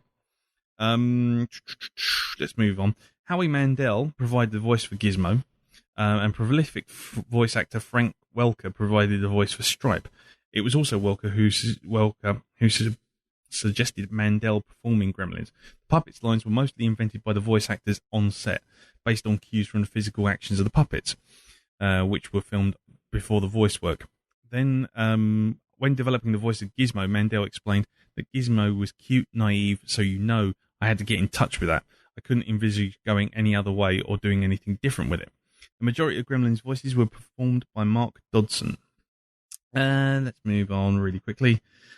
Yeah, it got its PG-13 rating along with Indiana Jones and the Temple of Doom and Red Dawn. Film critics review were mixed to positive. Ebert approved of the films, declaring it not only to be fun but a sly series of send-ups. Let's just move on. Hold on, Roger Ebert, because he's in number 2, slagging it off. Yeah, exactly. Yeah, and the film was the only film to go toe-to-toe with, it was the fourth highest comedy. Well, it's the fourth highest grossing film of that year, 1980, was it 1984? Because it went up against Beverly Hills Cop, Ghostbusters, and Indiana Jones and the Temple of Doom, all on the same week. Wow. Now that's a tough. That's a good weekend. That's a good weekend, isn't it? That's a good weekend out. You would never come out, would you? No, go straight in. Yeah. I think we'll leave it there for the moment. There was some allegations of racism, especially with Really? Since its release, some people have criticised Gremlins for being culturally insensitive. Some observers have argued that the film presents Gremlins as African Americans. What? Yeah. In Ceramic Uncles and Celluloid Mammies, Patricia Turner writes that Gremlins reflect a negative African-American stereotype in their dress and behaviour. They are shown devouring fried chicken with their hands and listening to black music, breakdancing, and wearing sunglasses after dark and newsboy caps. Oh, fuck off. Yeah. Come on, she's projecting. She's a massive, massive racist, and she should be sitting on a porch drinking lemonade out in the fucking Midwest. Thank you, Herc. Yeah, not only has the film spawned a sequel and several rip-offs, Critters and Ghoulies named too, and also Troll, Hobgoblin and the Munchies, the film Toy Soldiers, which is another Dante film, is also rumours that a third one is on its way. Though at the moment there's no real news other than it's going to be produced by Spielberg in some fashion, which means it may be made over at DreamWorks, but that's about it. Right, I'll stop there because there is a whole slew of film references which appear in this thing, and I loved that, and I felt very clever finding a lot of them as I was watching the film last night on putting them on Facebook. So I'm going to put the wiki down so that I don't get accused of basically finding them all over again online while I'm talking and trying to sound clever.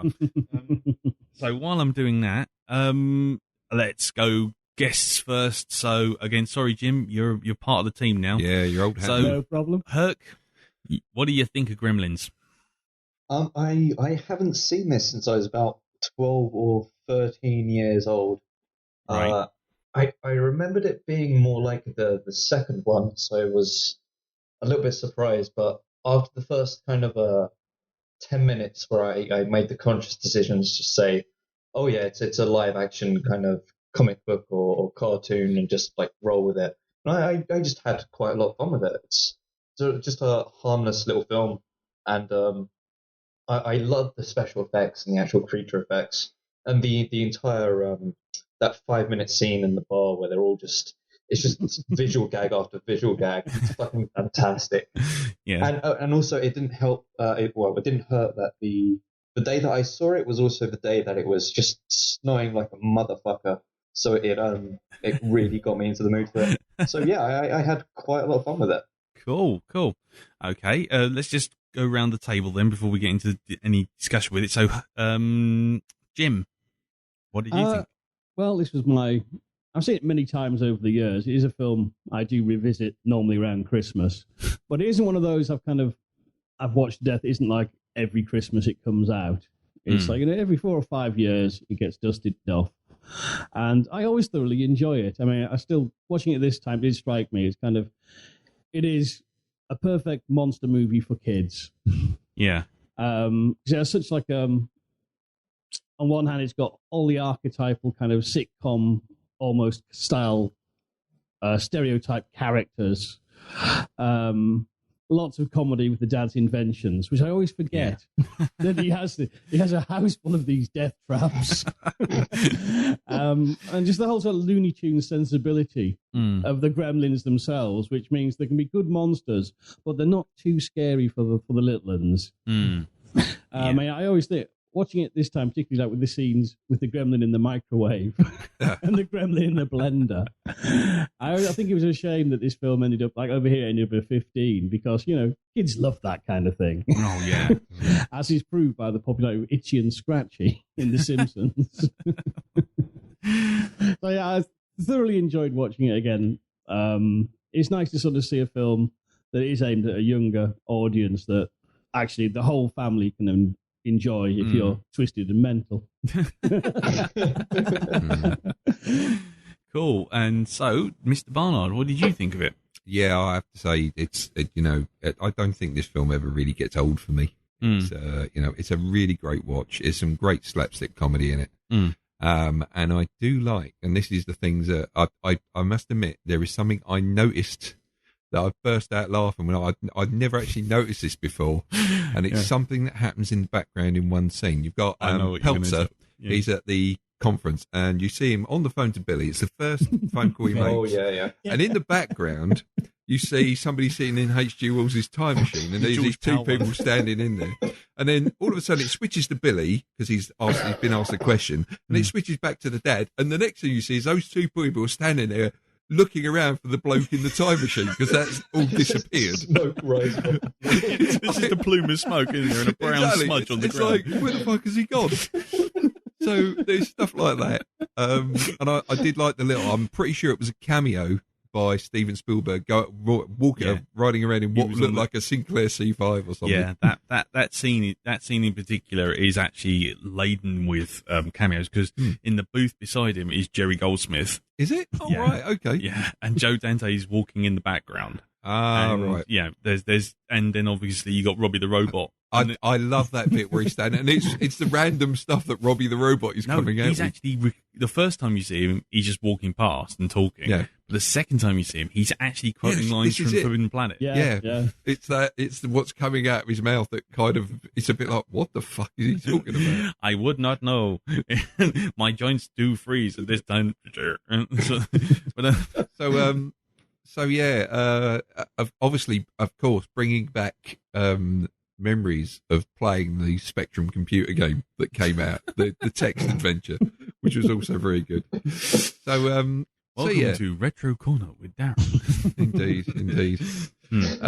So yeah, lots of good memories of this film, and just some really really good bits in it. I mean, the Gremlins themselves are just fantastic creatures, Yeah. I mean, I loved it. I have to say, I don't come back to this film often, because for some reason I just think it's one of those films that at the time when it came out on video, I probably overdosed on it.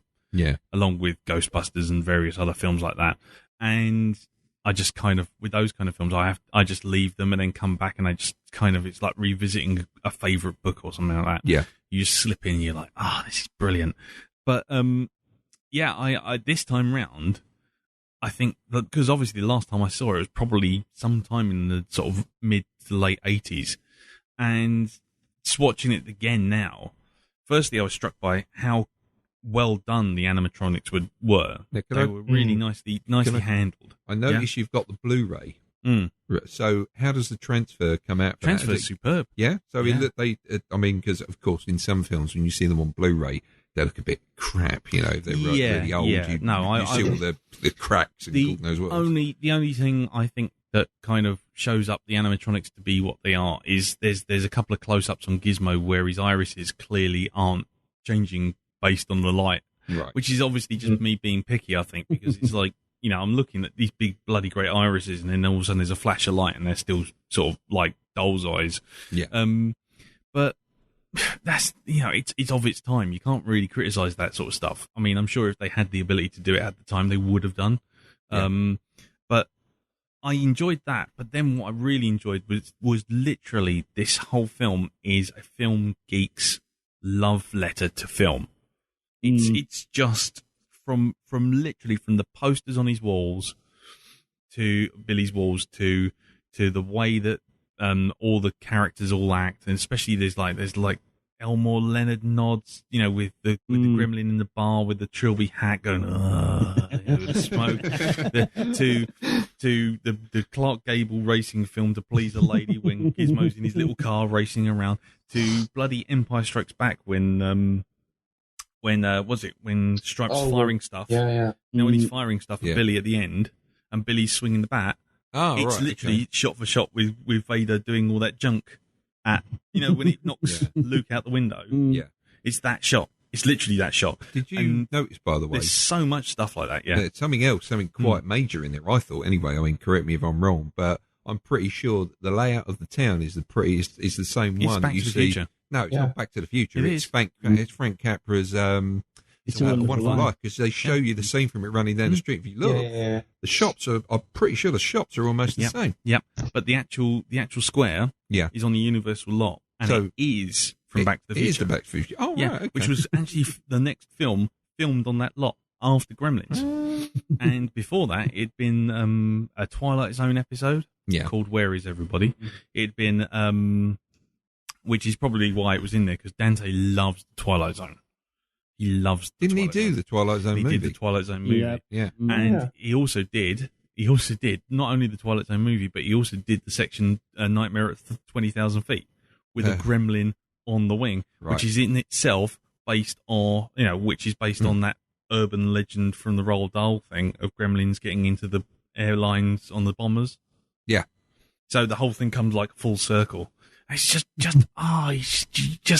that kind of detail, that kind of love in a film. You don't see that often, and it's like it's there if you want to take it, and otherwise you just want to watch a horror movie. That's fine, or a horror comedy, right down to everything, even down to bloody Evil Dead. I mean, it's like with the fucking thing coming out at the end, Stripe coming out with the white eyes and the skeleton kind of then melting into a puddle.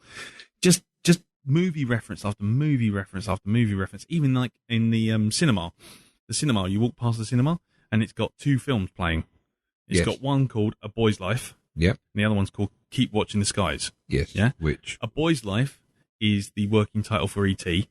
And Keep Watching the Skies is the working title for Close Encounters.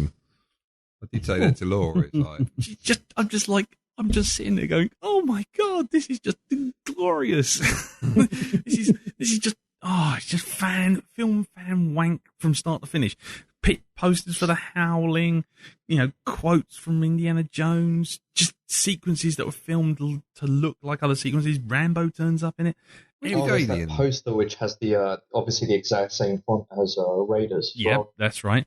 And then the radio that Stripe shoots is playing the Orson Welles War of the Worlds thing. Yeah, it's just all the way through everywhere. Alien came out before that, didn't it? Yeah, it came out in 79. Yeah. Well, you notice the way the gremlins transform. They turn into eggs. Yeah, exactly. And there's so much of that stuff all the way through. There's references to them.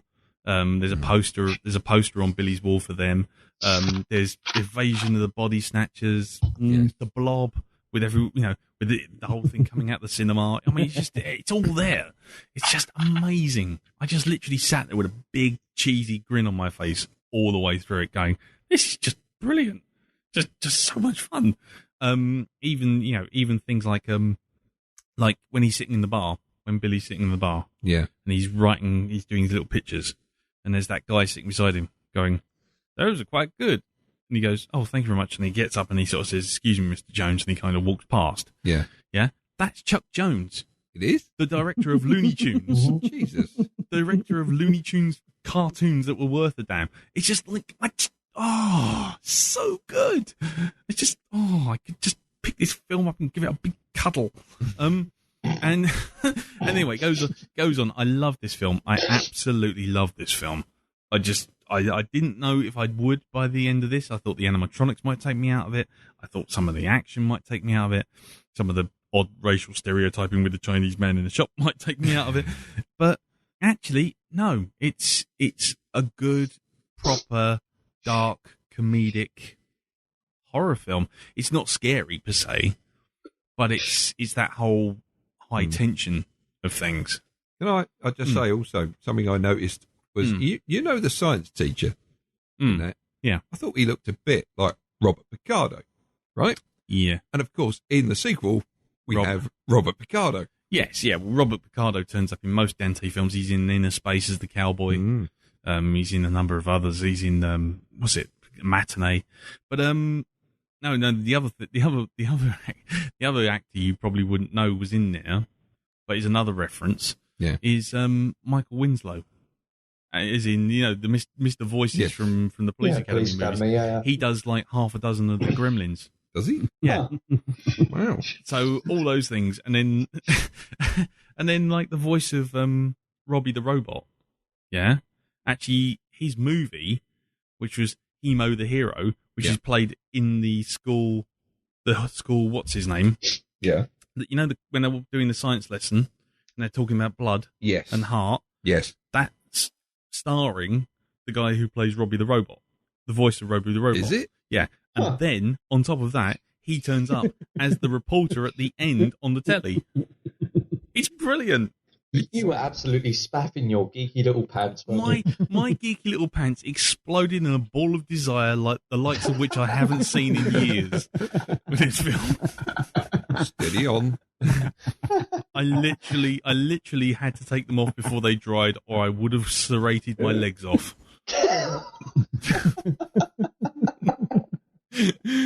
Oh dear. Jesus, you need to drink more liquids. I do, or not take so much protein. But yeah, my little swimmers were on a flyer. They were, but anyway.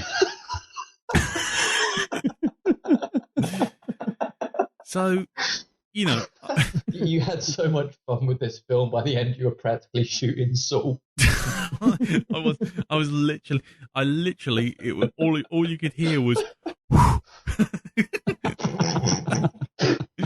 The little flag pop out the end which said "I owe you." Yeah, just came out and just rolled down and went bang.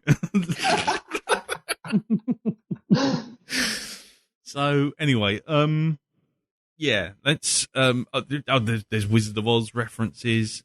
There's. Oh yeah, of course. There's obviously the It's a Wonderful Life. There's even like an absurd Mary Poppins reference with the whole thing of like Mrs. Deagle being fired out of a window. But I love that. But there you go. But I'll leave any more future spaffing for later on. But I will put this out. Just before we started this review, I did say that I thought this was the best Christmas movie of all time. And you all automatically leapt in with the not incorrect answer of Die Hard, which I think is absolutely right. However, the reason I argue that Gremlins is the better Christmas movie is because it's actually set at Christmas with themes of Christmas in it. No, I know what you mean. I consider Die Hard a Christmas movie, but Die Hard this one is very, very deliberately and anti It's a Wonderful Life. Yes, exactly, and that's the whole thing. It's the fact that this is actually a movie set at Christmas about Christmas with themes of Christmas laced through it. So it is effectively a proper Christmas movie, whereas Die Hard just happens to be set at Christmas. No. Well, I've got opinions about this. No, you can jump in. Go for it. We're all round. It's a round table now. All right. So It's a Wonderful Life, right?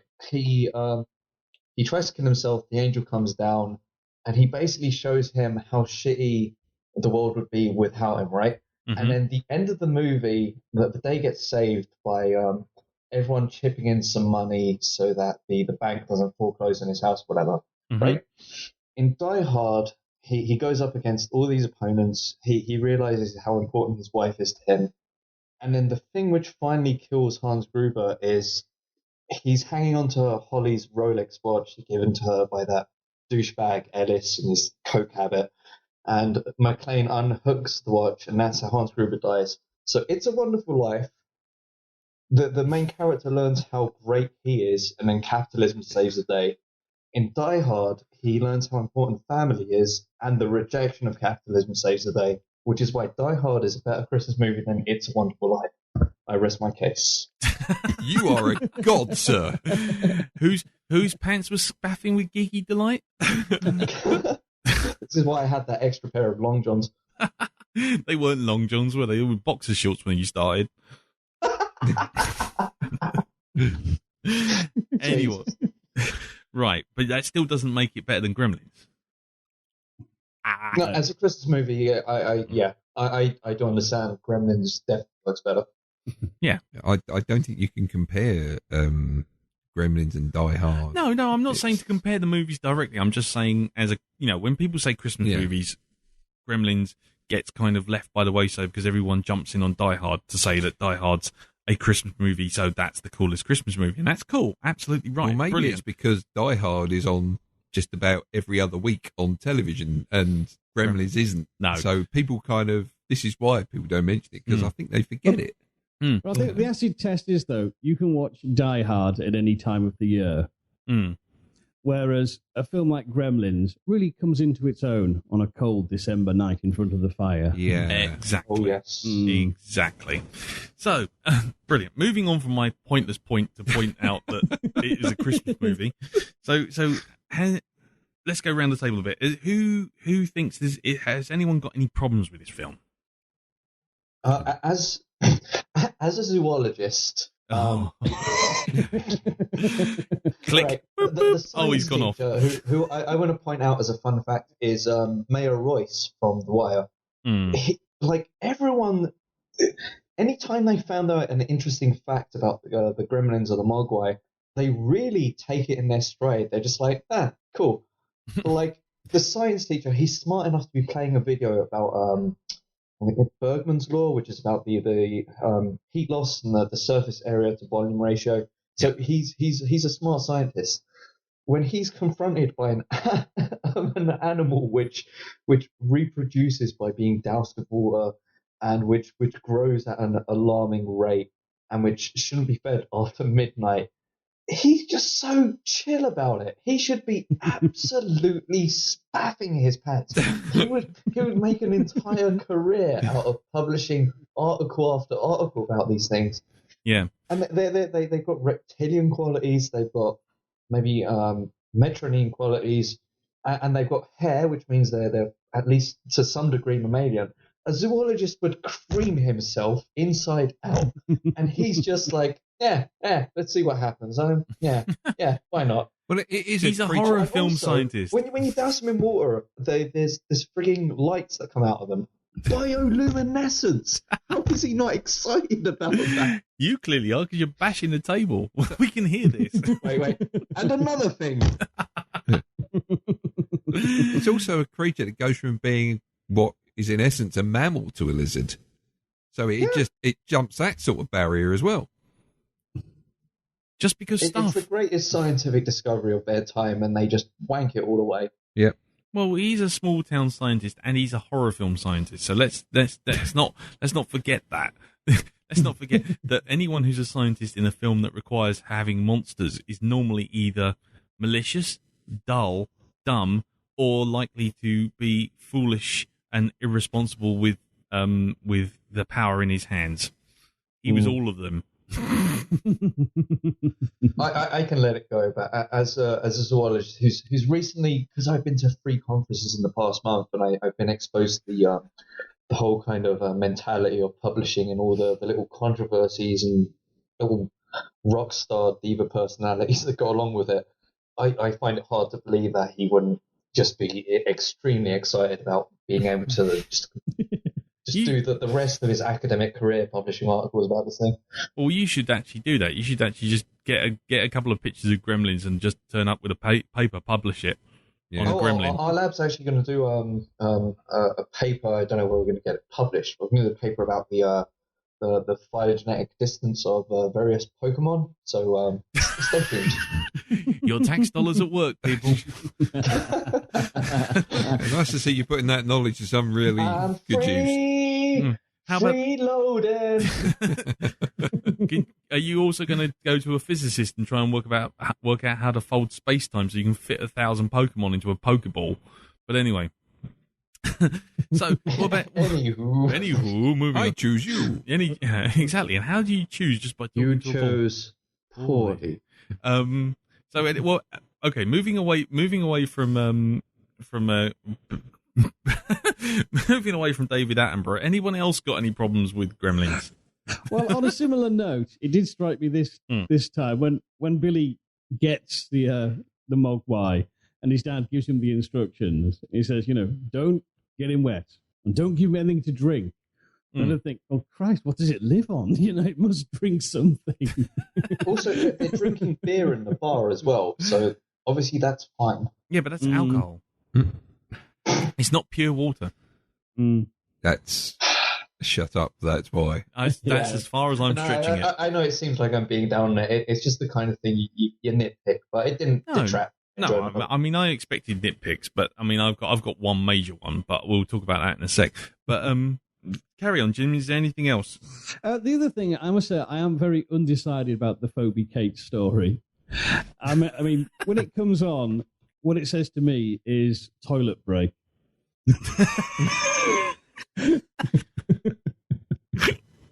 Well, I'm sorry. I sat there thinking of the sort of like, the sort of mechanics of what she was talking about. I'm thinking, you've got a chimney that's got a fucking hole in it the size of a man, basically.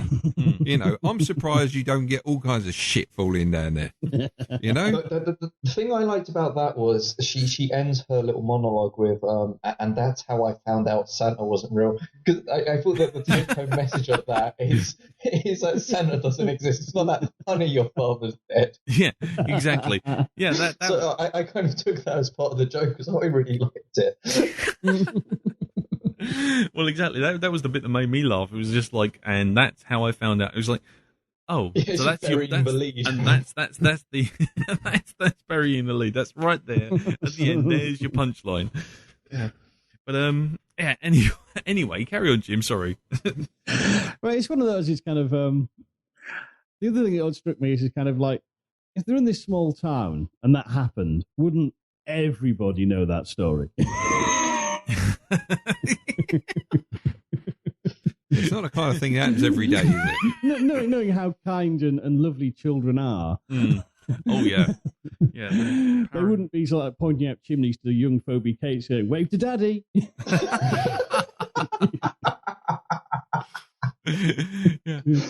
It was smoking that killed him. I wonder how they'd explain that to their kids anyway.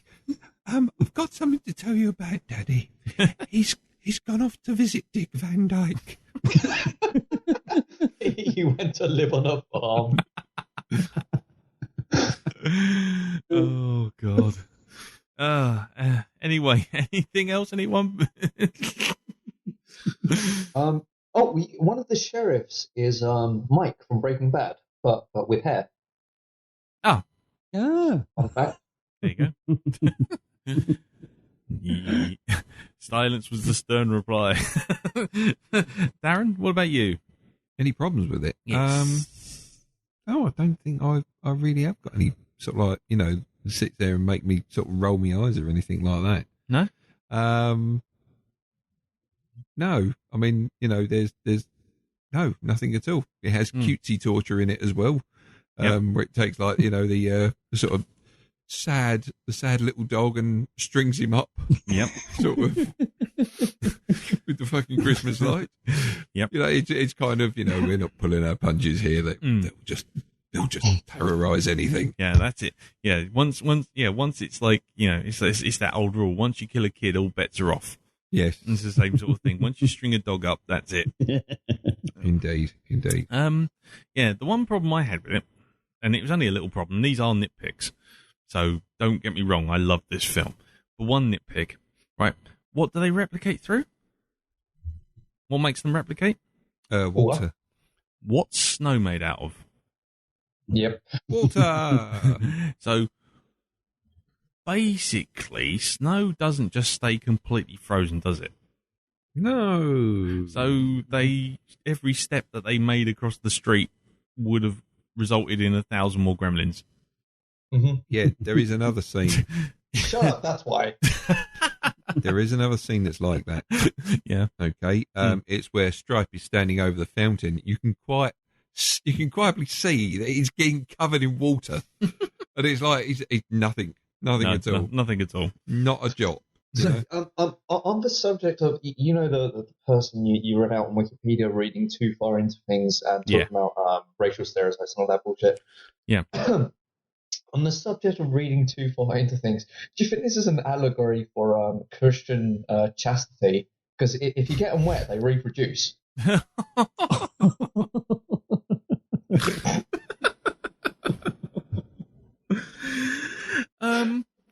I'll be honest, I hadn't considered it in that far. But no one. No, Bueller, anyone? I will say, don't fuck with Billy's mum. She's a warrior, that woman. Three of them she takes out. Yeah, that's good work. Oh, yeah. I have to say, I appreciate the fact that she actually looked like a mother. Yes. Not like a Playboy playmate, which she would if it made this now. Yeah.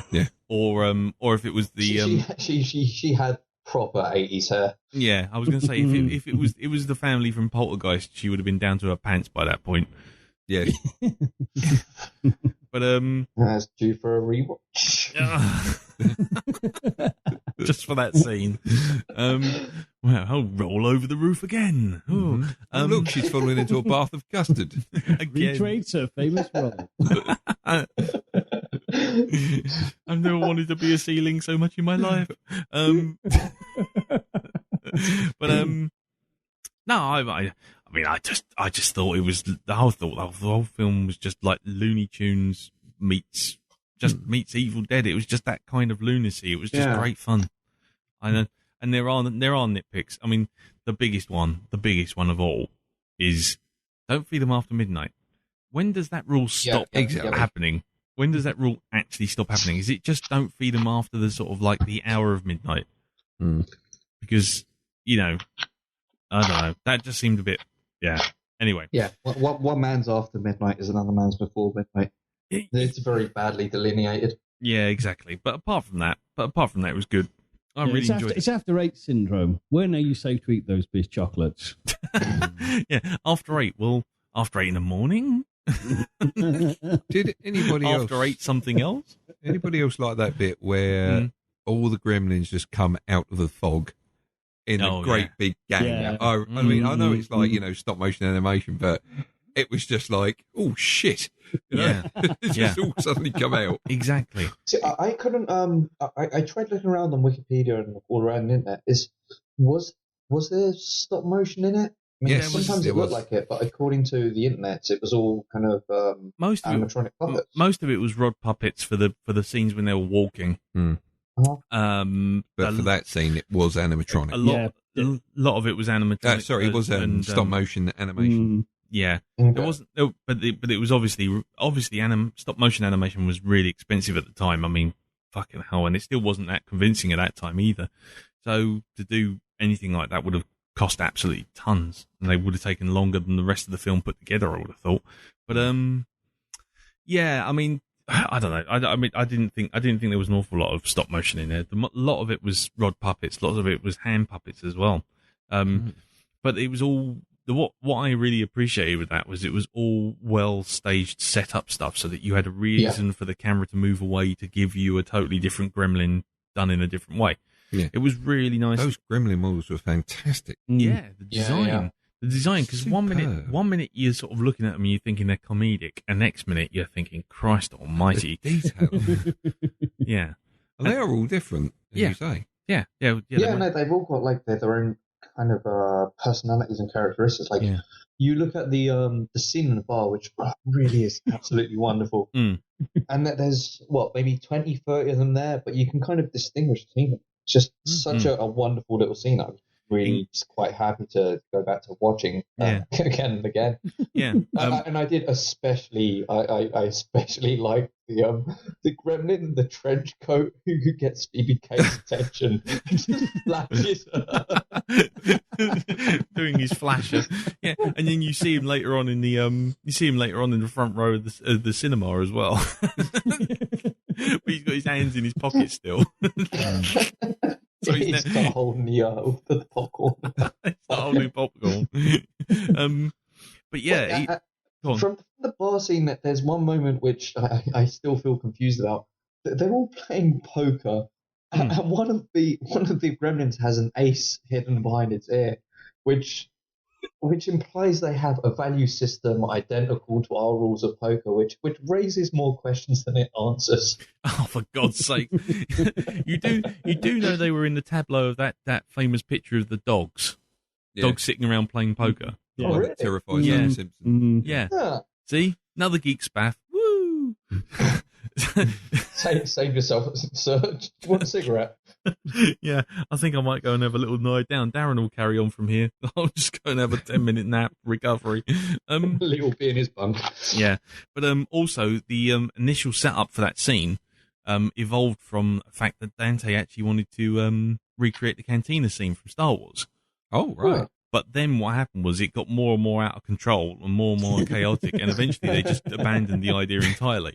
But that's the only reason that existed. That thing. He just wanted to throw in a reference to Star Wars. But what was the other thing I was going to say about that? Oh God, my brain. Go on, carry on. Phoebe Cates deserves Employee of the Year for surfing them. Having done bar work in my student days as a student bar, I could relate. Oh dear. Well, anyway, there you go. I think I mean we're going to have some feedback now, but I've got to say my overall feeling is I love this movie. I completely forgot how much I loved this movie, and I think rewatching it again has made me really love this movie again. I'm kind of almost tempted to go and watch something like Inner Space, which I knew I loved as well, which is another Dante movie, which is fantastic. I haven't seen that in years. Yeah, we might have to pull that up for a rewatch as well. I still think it's good. I watched it about 3 or 4 weeks ago. They had it on Channel 5, as they usually do. It's another one of those movies that crops up, goes on rotation. Yeah. Since we've done Gremlins, Ghostbusters, we'll be doing Temple of Doom. Can we complete the quartet and do Beverly Hills Cop? Because Lee, that's one of the very few films we disagree on, actually. Yeah. Okay. Oh, it's dripping with enthusiasm. Yeah, the same level of enthusiasm I sort of imparted when I was told that it would be a really good idea to do a sports season. Oh, fuck that. No, Beverly Hills Cop it's a solid film. Maybe you're even confusing it with the second or third, but the first one is good. Mm-hmm. It is. Mm-hmm. Is no one going to back me up on this? I'd say yeah. Am I alone? I agree with you. Is this on? Well, no, I think it is true. Bastards. As long as we don't have to watch the first film 3. is a different kettle to the sequels. It's like kind of like they weren't so much sequels as parodies. Yeah, I think the whole thing should just come under the heading Eddie Murphy. Mileage may vary.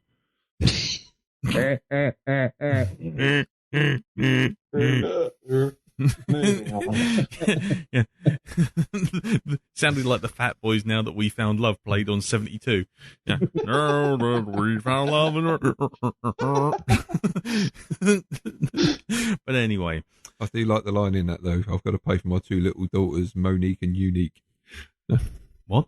There's a line in Beverly Hills Cop he comes out with, I've got to pay for my little daughters. It's not the first one. Isn't it? I thought that. No, it was, isn't it? That's the one where he goes into the... Oh, wait a minute. That's the gun club, isn't it? Yes. Oh, dear. So I'm getting the gun club with Dean Stockwell. Sam! I'm sorry. I'm sorry. Whenever I hear Dean Stockwell, Sam! Siggy Sam! Anyway, we've gone off a tangent, we've gone down tangent alley, and we've gone off tangent cliff. and we don't like to get off on any tangents here. No. We've got to keep this on the rails this week, Jeff. Anyway, final thoughts. So freestyle rap. Yeah, your mama. Yeah, boom, boom, boom, boom, boom, boom. Anyway, stop. Sugar-fed titties in your butt and your mouth. Like your mama north. Like your mama south. Salt, pepper. Salt. Like your mama so hard you turn into asphalt. Oh, God. Oh, there's going to be so many confused listeners with no frame of reference. Yes, well, I think we've just bled through into another universe ruled by Harmontown. Right. Stop. Final thoughts on Gremlins then. I loved it. Darren. Yes, thumbs up for me. Brilliant. Herc.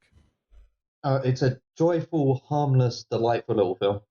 You could have just said yes. But yes. Q2.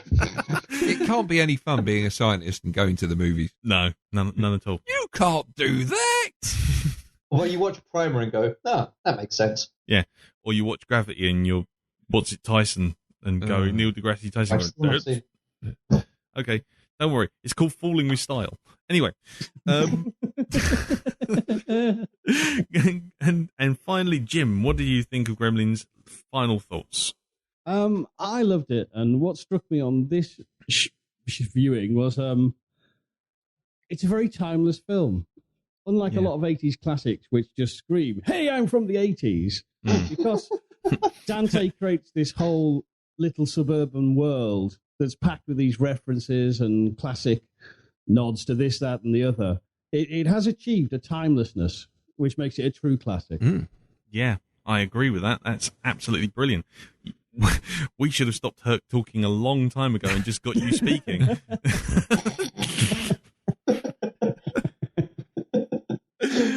Oh, dear. Anyway, right. Well, feel free to chime in some more, Jim, as we go through the feedback, because I think you got short shrift on that one. And so, of course, it's time for some feedback. Now put your hands up, here online, doing real fine. We're doing our podcasting. It's called Blackdog, it's not like a joke. Is anyone there listening? What do you think of our show? Let us know by MP3 or email. Just get it to us, it ain't no fuss. We'll even read your Twitter rings. Cause if you like us or you hate us, send some feedback in. Got a geek and punch and rates and put some feedback in. If you think my voice is sexy, put some feedback in. Man, we really like it if you put some feedback in.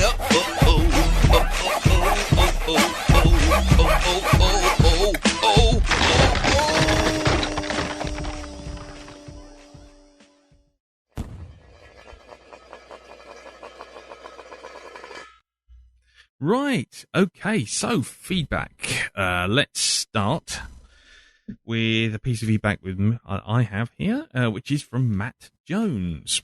And Matt writes, subject, festive feedback. Hello there, Lee, Darren, and potentially Jim. Herc. Right. Well, you finally got round to Gremlins, one of the films I watch almost every Christmas, and it puts me in a festive mood. My earliest memory of this film was renting it when I was about 11 and watching it with my granddad along with Octopussy one day when he was babysitting me. Octopussy was babysitting him? Yes. Sorry, being pedantic, sorry. Stay on target. Sorry. I remember loving it then at a young and impressionable age, and I still really enjoy it now. Joe Dante, along with Spielberg, is one of those directors that I first admired, and it's Gremlins that really put him on the map. As it was a big hit back in 1984, it's a pretty dark film for Spielberg to have been involved with back then, and benefits greatly from Dante's twisted humour. The acting is pretty good all round. Zach Galligan is a likeable lead, and it's Mogwai and Gremlin creatures that are the real standouts. The film boasts some excellent puppet work and even stop-motion sequences. The small-town setting of Kingston Falls with its close-knit community is clearly reminiscent of the classic It's a Wonderful Life and is permanently covered in snow, which helps create some memorable visuals. There are some fantastically creepy sequences with a science teacher encountering the freshly hatched gremlin, and Billy's mum defending the family home with the kitchen utensils with the exploding microwave gremlin is easily my best bit as a youngster. My favourite bit as a youngster. The bar scene is the most impressive, with so much going on that it deserves several viewings, and the final department store showdown between Billy, Gizmo and Stripe is very inventive, with some brilliant special effects for the time. Jerry Goldsmith's score is great, and there are many recognisable faces in the smaller roles. Judge Reinhold, Corey Feldman, Breaking Bad's Jonathan Banks, and it's great to see Dante's regular Dick Miller in a larger role than usual as a ranting but lovable Mr. Flutterman, who coins the term Gremlins. I find it hard to see how anyone wouldn't enjoy this movie, and I'm hoping you tackle its sequel very soon, as it's an interesting watch, as Dante is given free rein to indulge his love in Looney Tunes and general craziness, which makes a great, entertaining film. Gremlins is one of the essential Christmas films for me, along with Muppets Christmas Carol, Trading Places, Elf, and Scrooged. Oh, and Die Hard, of course. We can't forget that now, can we? Thanks for another great year of Blackdog, guys, and I hope you all have a very Merry Christmas. Until next year, then, yippee-ki-yay, mes amigos. Matt. Thank you very much for that, Matt. Cheers, Matt. Thank you. Thank you, sir. Yes, indeed. Yeah, we will get round to Gremlins 2. I think that will be a Christmas movie, but I think I already know It's not a Christmas movie. It is? No, it's not. It's not set at Christmas. Oh, well, in which case it might be one of our indeterminate weeks of horror then. Could do, or we could have it as the first movie back. No, we've already got those planned up to 190. Well, there you go then. There you go. Sorry. How much? Did you not read the memos? No. Jesus. It's a complete lack of respect. Yep. Yeah. It's a podcast. It's a podcast of two or more hosts where only one person does anything. Yeah, Darren's approach to the Blackdog is basically, I'll do it on the night. Yeah. Ozzy only goes up on stage on the night unless there's a bowl of brown M&Ms. Anyway, thank you very much for that, Matt, and Merry Christmas to you too, sir. Thank you very much for listening and sticking with us through all this tat that's been going on for 182 episodes. God, Lord. Good lordy, lordy. You deserve a medal in itself. Yep. Now, moving on to the next piece of feedback. Let's move on to Jim. Jim, who do you have in your big old sack? I have Mr. Pete Hammond. Listen for the car crashing. Phrasing. There you go. Phrasing. Sorry, I'm 13 years old. Just ignore me. Go on, carry on, Jim. Anywho, take a Mr. drink. Pete writes, "Hello, esteemed gents of the Black Dog." Hello. Hello. Hello. Hi. Hello. We wish you a Merry Christmas. Anyhow, I must say it was rather lovely to visit a childhood favourite of mine for this week's viewing. Gremlins, along with Weird Science, Aliens, Bill and Ted, and the Mad Max trilogy, now that is a childhood, was on constant rotation in the family's ancient VHS player, and to this day I love it. Yes, there are myriad film references. I won't even try and list them all. I'm sure others will, though. Hello. And yes, it is endlessly quotable. But I love it best for the ways in which the Gremlins are dispatched, Blender, etc. And what would be endlessly discussed in the playground. Brackets, I was really fucked up as a kid. Call me nostalgic, but I still think the puppetry and effects stand up. I always think that the Gremlins themselves should be a tad chunky, something I feel that would be lost if it were ever to be remade. It is also a good one to watch back-to-back with its sequel. Gremlins 2 is a joyful, piss-taking, self-referential throwback to the original. The neighbour's mental health issues, and I love his wife's Gremlins impersonation. To Phoebe Casey's Santa story being met with a bored, yeah, from Old Present. As for the best Christmas film ever, it's definitely up there, but I still go for Die Hard. Yeah. Nothing says Christmas like throwing a pantomime German out of a window. But then, I did have a fucked up childhood. And I expect Mr. Moon can confirm/debunk this, but I did hear that none other than Roald Dahl came up with the concept of Gremlins while flying hurricanes during WW2 in Africa. Anyhow, keep up the excellent work on the pod. Enjoyable as always, and looking forward to more movie-based nonsense in 2014. Cheers, Pete. Cheers, Pete. Thank you very much. Sir. Well done on the reading there, Jim. And kudos for the Die Hard appreciation. Leave it. We all accept it. Let's just move on. You're beating the dead horse. It's already dead. Right. Now, moving on to the first piece of feedback ever read out by you, Mr. Herc. Right, yeah, this is from Jack P. Starrow. He says, Hello, Lee and Darren. Hello. I enjoyed Gremlins. Cheers. Bye. So on to you, Lee. No. Is that the abridged version? I may have made some editorial cuts here and there. Anywho, right. Ahoy, hoy, Black Doggers. Hey. Gremlins. Right. Saw it maybe once on video as a child, was a bit scared by it, but don't remember it very well.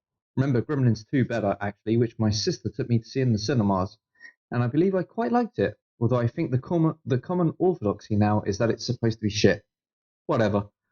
What do I think of it now? It's pretty good. Bit of a simple story, but fun. I'd say its reputation for being dark is overstated, were it not for the really morbid story about Phoebe Cates' dead father in the chimney. The violence didn't seem that bad at all, unless you count exploding gremlins. For me, the only tonal misstep was the scene where the gremlins have taken over the pub and Cates is still serving them rather than, running screaming in fucking terror.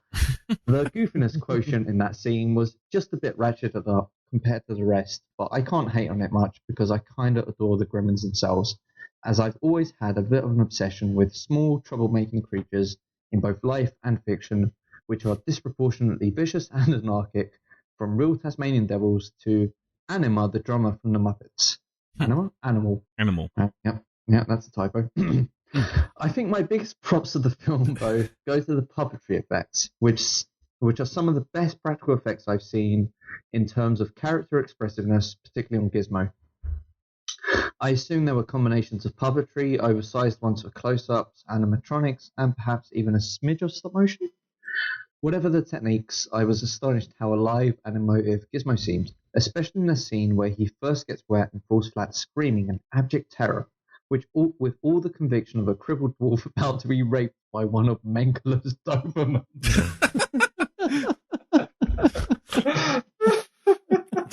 Christ. Sorry, just give me a moment. Boys from Brazil, call back. Okay, that's all from me. Liked the film okay, but loved the effects. So, was that short enough for you cunts?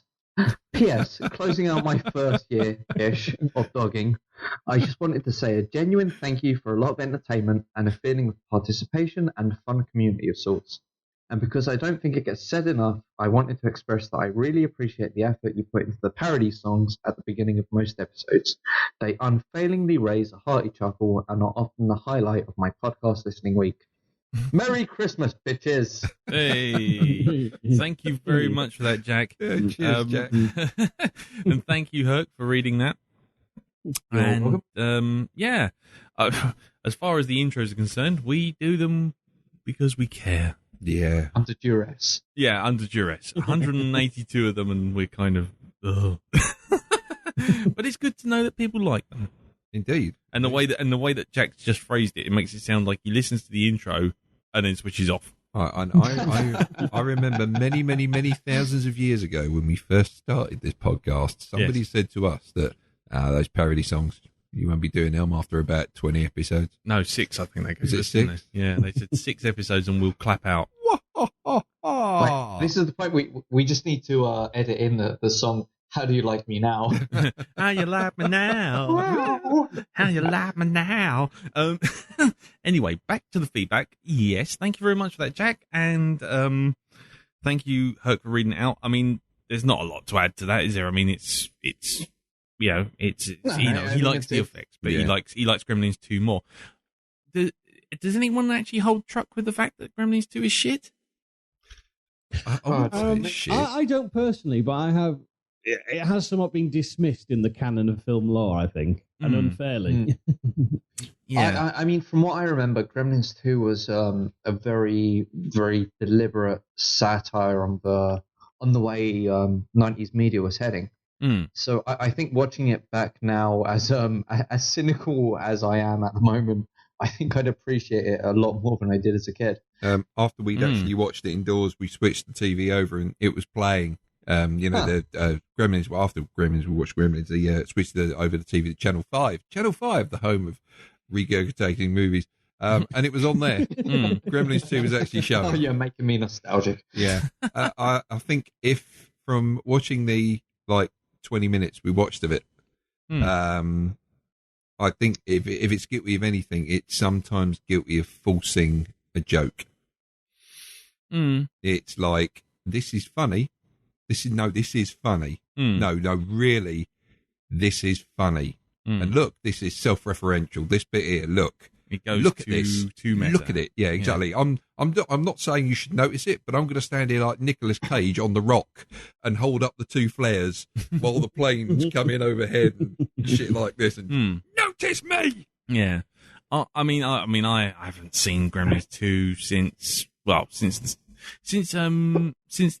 it was released on VHS, because I watched it the second time. I watched it on VHS because they had that scene where the film runs out in the cinema, don't they? And then the Gremlins do that thing where they start doing the bunny signs on the screen. Yeah. But and then Hulk Hogan shows up and tells them to shut the fuck up and get on with the film. Exactly. Yeah. But that kind of exemplifies the whole movie. There's not a single frame which says "take me seriously," is there? Exactly. And then if you watch it on VHS, then it turned into watching 10 minutes of Stagecoach through static.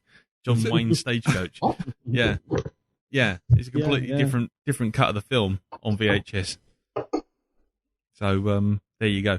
Yeah, it's definitely it's definitely a film. I remember enjoying it. I remember enjoying it for different reasons to enjoying this. This Gremlins was more of a solid, comedy, horror, homage, everything, love affair with cinema. Whereas the other ones, number 2, is just all-out lunacy, just trying to do something that makes them laugh. In some ways, it's almost what we try and do here, which is just do something to make the other person laugh, and it feels like that's what Joe Dante and someone else are just making shit up to make each other laugh. Herc, are you loading a rifle? Like, if you're playing to an audience, you kind of have to dilute yourself and you end up getting wrong. If you're making each other laugh, then the very few, admittedly, people who laugh are going to laugh very, very genuinely, right? Yeah. But I think that's a different philosophical argument, which is well, you're talking about a very different tonally to the usual banter we get on. Well, I think talking philosophy on the Blackdog is a bit like talking stock market trading results on the short bus. Well, in SeaWorld with a killer whale. But anyway, look, just give Darren his fish heads and we'll be all right. Yeah, he'll roll over soon enough. As soon as he sees someone in a wetsuit and a whistle, and a whistle. Anyway, go on. What were you going to say? No, I was just going to say, Herc, are you sure you're in your flat and not at the top of a bell tower? Because it sounded like you were loading a high-powered sniper rifle there just a minute ago. I could hear all this clicking and slamming in of magazines and stuff. Well, let's 782 full metal jacket. Oh dear, you're not hoping to take care of the Toronto mayor, are you, before he does any more damage? No, oh God, I would never do that. I love Robert Ford. He's the gift that keeps on giving.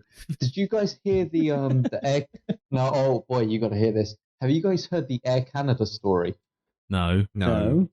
Okay, so he's been, he smoked crack cocaine and he's been called out on it in a professional capacity. You guys knew that, right? Yeah. I think I've heard something about that. All right. So about a year and a half ago, he was at the Air Canada Centre at a hockey game, and he kind of assaulted a woman. And Kinda. Yeah, you either do or you don't.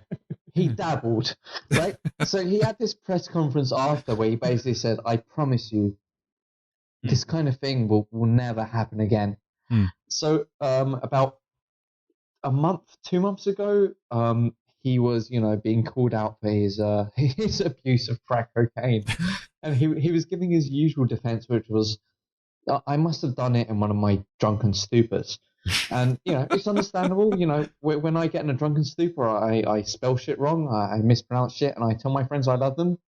Every now and again, crack cocaine. It happens. Just slip that in. And when he was at this kind of meeting, one of the politicians says to him, "Mr. Mayor, you assured us after the Air Canada incident that this kind of thing would never happen again." And Rob Ford, God bless his cotton crack cocaine addicted socks, he said it didn't happen again at the Air Canada Centre. Cap doffed. That's all I've got to say. This is gold medal style nitpicking. Olympic quality quality bullshit. Oh, anyway, thank you very much for that. That's brilliant. Oh, wow. We're back to Tangential Alley, but yes. Well done. Right. So let's move on to some more feedback. And who do we have now, Dal? We have Dan Lucinson. Hinton. Yes, Lucinson Hinton. Have I pronounced that correctly? I'm sure Dan's quite used to people mispronouncing his name. But yes, thank you, Dan. Anyway, Dan_Hin on Twitter. There you go. There you go. Okay, so Dan writes, Lee and Darren, violence, puppets, Christmas, slime, Snow White. God, I'm excited for this episode. Gremlins is one of those films which I was exposed to at quite a young age. I think I remember being in the corridor at a primary school and mimicking the theme tune very loudly because I couldn't get it out of my head. Oh, my word. Because I watched it when I was so young, there's always a part of me that's terrified when Billy's mum comes upstairs into the dark and, you know, she's going to have to face the gremlins on her own. And I still wince when one of them goes in the blender and when the teacher makes a bad call in a dark room. There's no way I can hear the name Billy without immediately repeating it as Rennie's striped voice, Billy, bye-bye, Billy. What I remember most from this film is the sense of fun. I love Mrs. Dingle's gleeful payoff, the gremlins in the bar, the Corollas, the Randy Peltzer fantastic. The Randy Peltzer's fantastic failed inventions. I really like the crossover with the Goonies, another Spielberg production. Speedboat production? Another Spielberg production with the same vitality as Gremlins. I'm really struggling for something negative to say here.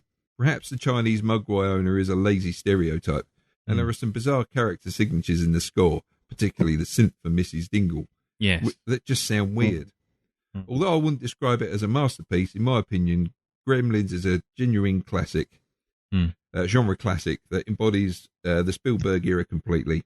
Who can play J.J. Abrams for wanting to recapture that magic? Merry Christmas, gents, and keep up the good work. Thanks very much, Dan. Thank you very much for that, Dan. Thank you, sir. Not a lot we can argue about there. It's pretty solid. The only thing I disagree with right now is the fact that he saw it and he was in primary school, and I saw it when I was 14.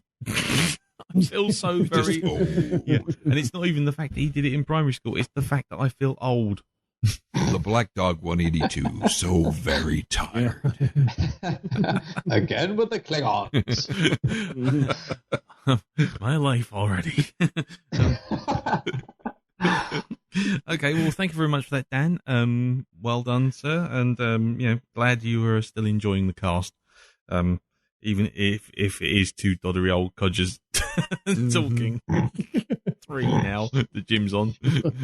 We actually brought their doddery old dodgers. Yeah. We actually brought Herc on to basically bring down the average age from 305. But now you're being profiled for grooming. Jingly jangly, jingly jangly jewelry. Jingly jangly jewelry. Jingly jangly jewelry. Up the chuck the starfish. Oh, let's not ruin the play out music. Anyway. Right. Okay, so moving smoothly on to the last piece of written feedback, and it's over to you, Jim. It is. We have Mr. Martyn Thompson. Yes, excellent. And what does Martyn have to say? He writes, "Good evening, fellows." Yeah, hedging his bets. I like the way all the feedback is to be hedging their bets now. They have no idea who's on anymore. It might not even be me next week. Hello, unspecified presenters.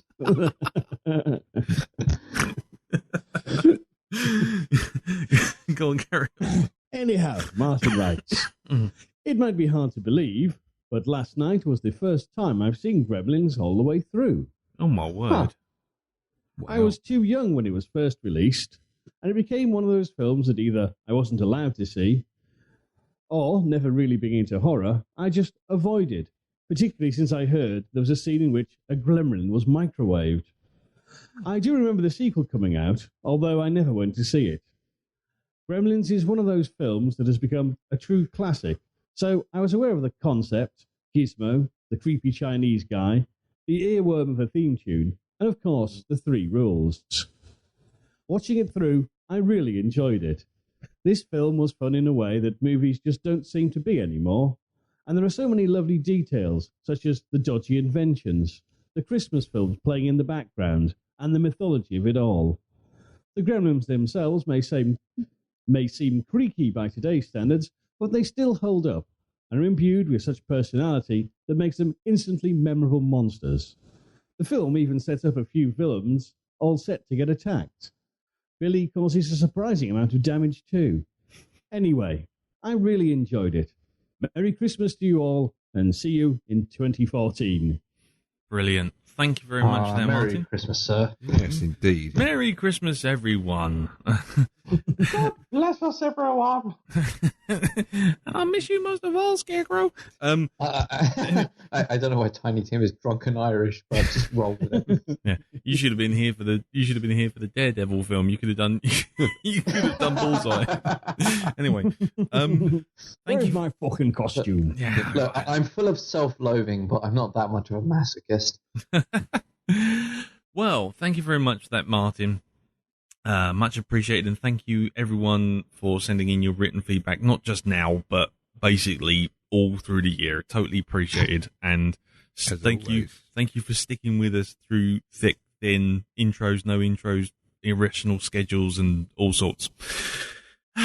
Well, again, Martyn agrees with us to most points, and so we got nothing to discuss there. So we best move on to our one piece of MP3 feedback, which, given the religious aspects of the year, of this season, it's kind of apropos that we get as our last play out the Reverend Peter Organ and his lovely wife Anne-Marie, who also do the fantastic podcast The Borgcast.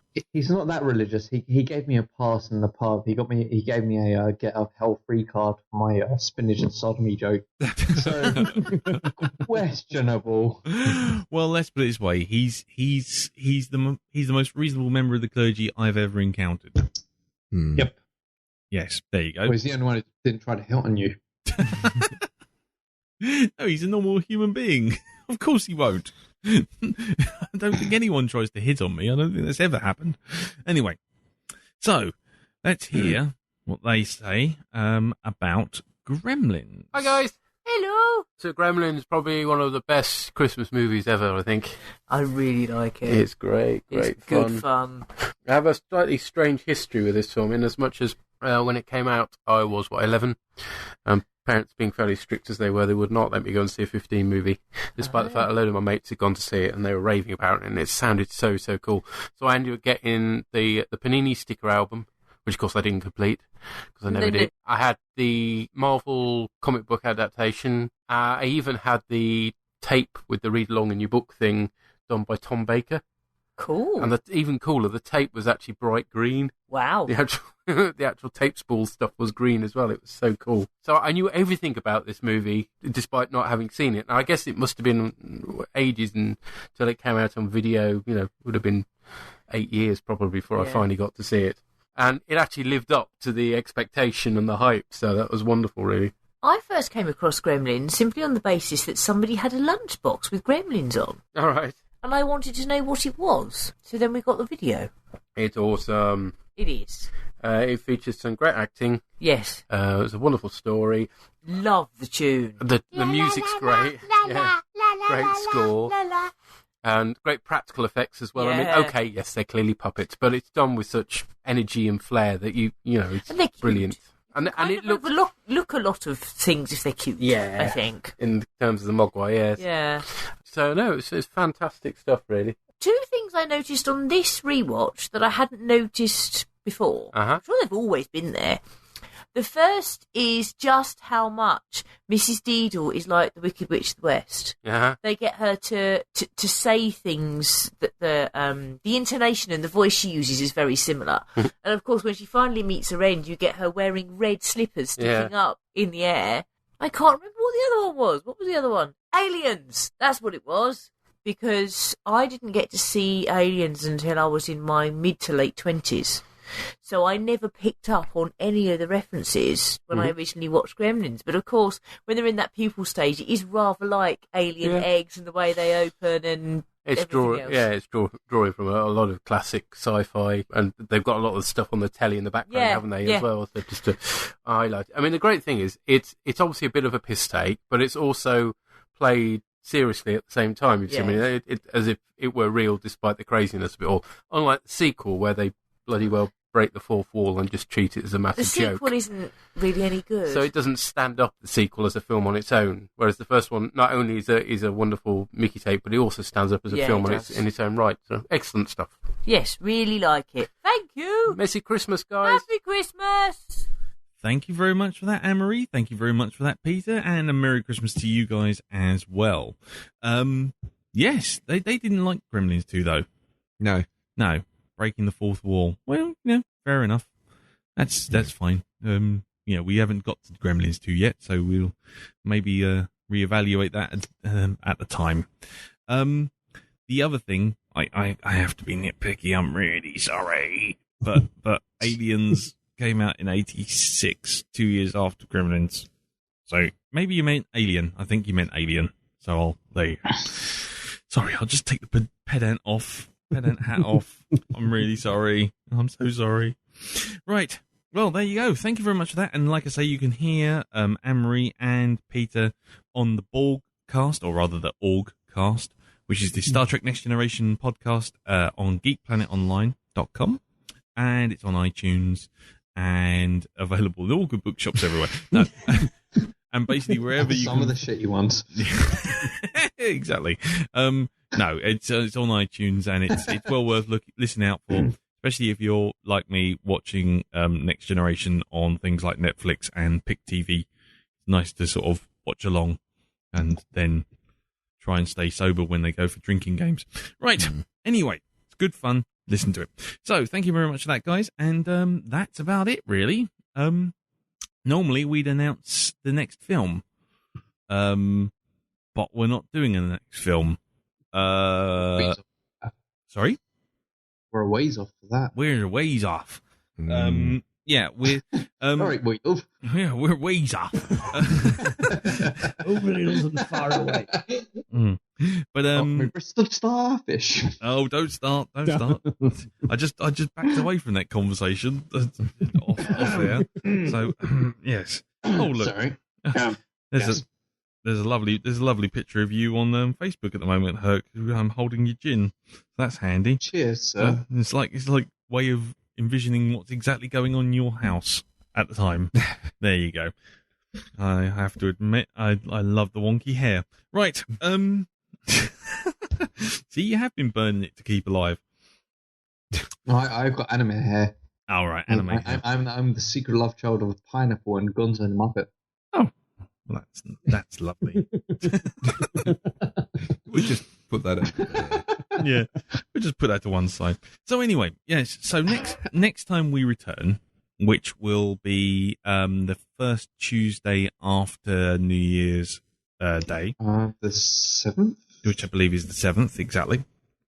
We will be returning for a review of 2013, the films we liked, the films we didn't like. That kind the of films thing. we didn't see. The films we didn't see. Exactly. Yeah, unlike the last time when we nearly froze to death in Darren's shed. No, that was two reviews ago. 2 years ago when we nearly scary shed. Nearly died in your spider this scary shed. Your spider infested recreation of McMurdo sound from The Thing. Yeah. Mm-hmm. So we're going to do that, which will be on the 7th. On the 14th, we will be returning to our usual schedule, and we will be reviewing Top Secret. The Zucker.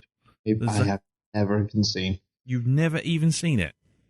No, not even close. Good Lord. Have you seen it, Jim? When they were still doing good stuff. What was the film again? Top Secret. Yes, I have. Top Secret. Jim, please stay with us. Come on, Jim. You usually my bright towards the light, Jim. Yeah, you're usually my bright beacon of hope and communications when Darren starts to flake out at this time of night. Please don't crap out on me. Don't die, Jim. Don't die. Come on. So I was just distracted by a tweet that said Facebook. She said twat iron. What's that? Oh dear. It's definitely reached that witching hour time, isn't it? So who has seen Top Secret? I can't remember now. I have. You have. I have. Yes. Excellent. Yes. Fantastic. What's your memories of Top Secret? I remember Peter Cushing and his big eye. Yes.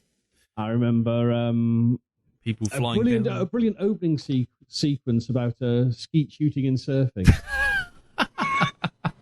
You dropped your phony dog poo. What? Funny dog poo. Yes. Yeah, you souvenirs, novelties, party tricks. Yes, it's just for the young'uns in the audience, this is a sort of the last great hurrah of sort of airplane style movies. Yes. Then before we started getting like sequels to The Naked Gun and all that kind of thing. And then horrible fucking Hot Shots and all that kind of stuff. Oh, come on. The first Hot Shots is preposterous, but fun. As long as Jeff Bridges is on screen. I mean, Lloyd Bridges is on screen. Lloyd Bridges. Yeah. Lloyd Bridges is the best thing about both those Hot Shot movies. I have my father's eyes. Yeah. Pudding. Anyway. But anyway. Yeah. As I swam up the Mekong, I wondered to myself two things. What would I find there at the camp? And why had I swapped my air for hell? But anyway, yes. So, basically, we'll go over Top Secret on the 14th of January. And has anyone got any sort of fond memories of it being good, or are you just going to wait definitely. and see? Yeah, I remember it as being good. Yeah. What about you, Jim? Yeah, I remember it being really good fun of kind of just doing the whole airplane thing, but with war movies. Yeah. I especially one of my one of the things that does come to mind is the "Are You Lonesome Tonight" parody. Are you lonesome tonight? Is your kitchen inside? It's the lines at the end where it goes, do the tears on your pillow roll down as you turn? Do they short out your blanket to make your sheets burn? Is your lipstick all smeared? Are your stockings all sheared? Come to Macy's and love me tonight. I haven't seen this, but I'm already charmed by Jim's helpless laughter. Not our singing. No. Honesty is the best policy, except for when I've got my finger on the hang-up button. Anyway, so so we'll be back for the 2013 review first on the 7th. If you want to send any sort of reviews in your favourite films of the year, your worst films of the year, not necessarily ones that we've reviewed, but just overall, then send them in to blackdog@geekplanetonline.com, or send us some lists on Facebook, on the Facebook group, which is facebook.com/groups/the Blackdog Podcast. And I think that's about it, really.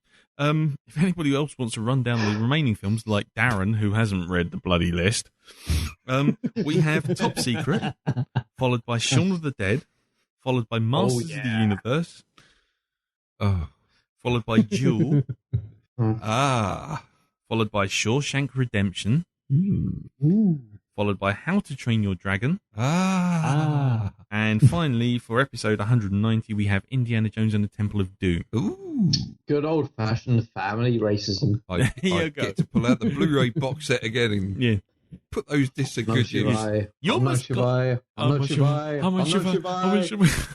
I got in my pockets? You must go to Pancot Palace, and I will just add. I will be once again another racial stereotype. Yeah. Anyway, so there you go. If anybody wants to know what films are coming up, if you didn't catch that list just then go onto the Facebook group, look under the Files tab, and you will see the document there, which has all of the films we have reviewed thus far. And that's about it. So it just leaves me to basically say thank you to Herc. You're very welcome. Thank you to Jim. My pleasure. Thank you to Darren. Thank you. And thank you to you all for listening to this pile of old tat for 182 episodes. Oh, can I also say to people, since this is the last episode of the year, yep. Merry Christmas and a Happy New Year. Indeed. Yes. And while we're talking about Christmas, and before I do finally sign off, someone's producing a podcast full of Christmas stories. Now, who could that be? Jim, do you have any idea who that might be? I have a vague inkling. That's your cue, Jim. That's your cue. Yes, it's that time of year, and the first of the 3 Hypnobob's Christmas specials is already out. A Victorian Christmas. The second has just been posted, which is Carol Royale. And the third is Ernest Does Christmas Again. Shut up, Herc. He's doing the plug. Jesus. No respect for the format. So, yes, that's out. For trying to define which is the best screen version of A Christmas Carol. Oh, boy. Clue, it's not the Kelsey Grammer fucking one. And there will be a third one shortly before, probably at the weekend, of readings of Christmas ghost stories from Charles Dickens and M.R. James. Ooh, fantastic. Nice. And where can we find all these delights, sir? You can find them on iTunes, at Geek Planet Online, or on my own website, hypnagoria.com. Ah, and one last thing. Jim, say, how have you not released another book? I have indeed. Wow. Tell us about that one, Jim. It's available for Kindle and on audiobook at my Bandcamp site. It's called A Quarter to Fear, and it is 4 stories of the strange and the macabre from authors you don't normally associate with the weird fiction. So there's stuff from Arthur Conan Doyle, H.G. Wells, E. Nesbitt, and Thomas Hardy. Ooh, very good. Very, very cool. And you, yes, and it would make a fantastic little Kindle present for people who are into such things, because it's a great read. It would indeed. There you go. With only a week to go till Christmas, I think that's a great bargain. Wow, yeah. You should buy that. So there you go. Right. So that's it. Ladies and gentlemen, thank you again. Thank you to all my presenters. That's your lot. That's your lot. Yeah, that's it. That's it. Now get out of my house.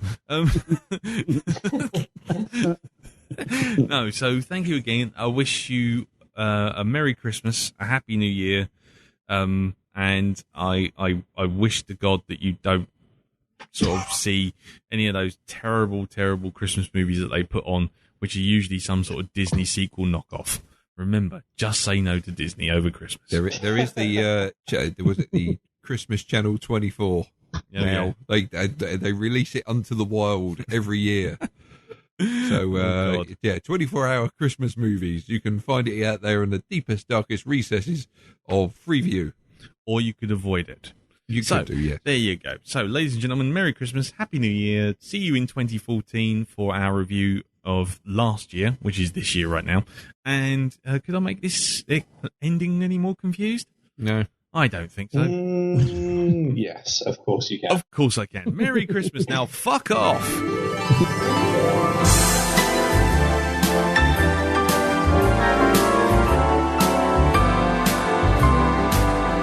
Lacy things, the wife is missing. Didn't ask for her permission. I'm wearing her clothes, her silk pantyhose, walking round in women's underwear. In the store, there's a teddy with little straps like spaghetti. It holds me so tight, like handcuffs at night, walking round in women's underwear. In the office there's a guy named Melvin. He pretends that I am Murphy Brown. He'll say, are you ready? We'll say, whoa, man. Let's wait until the wife is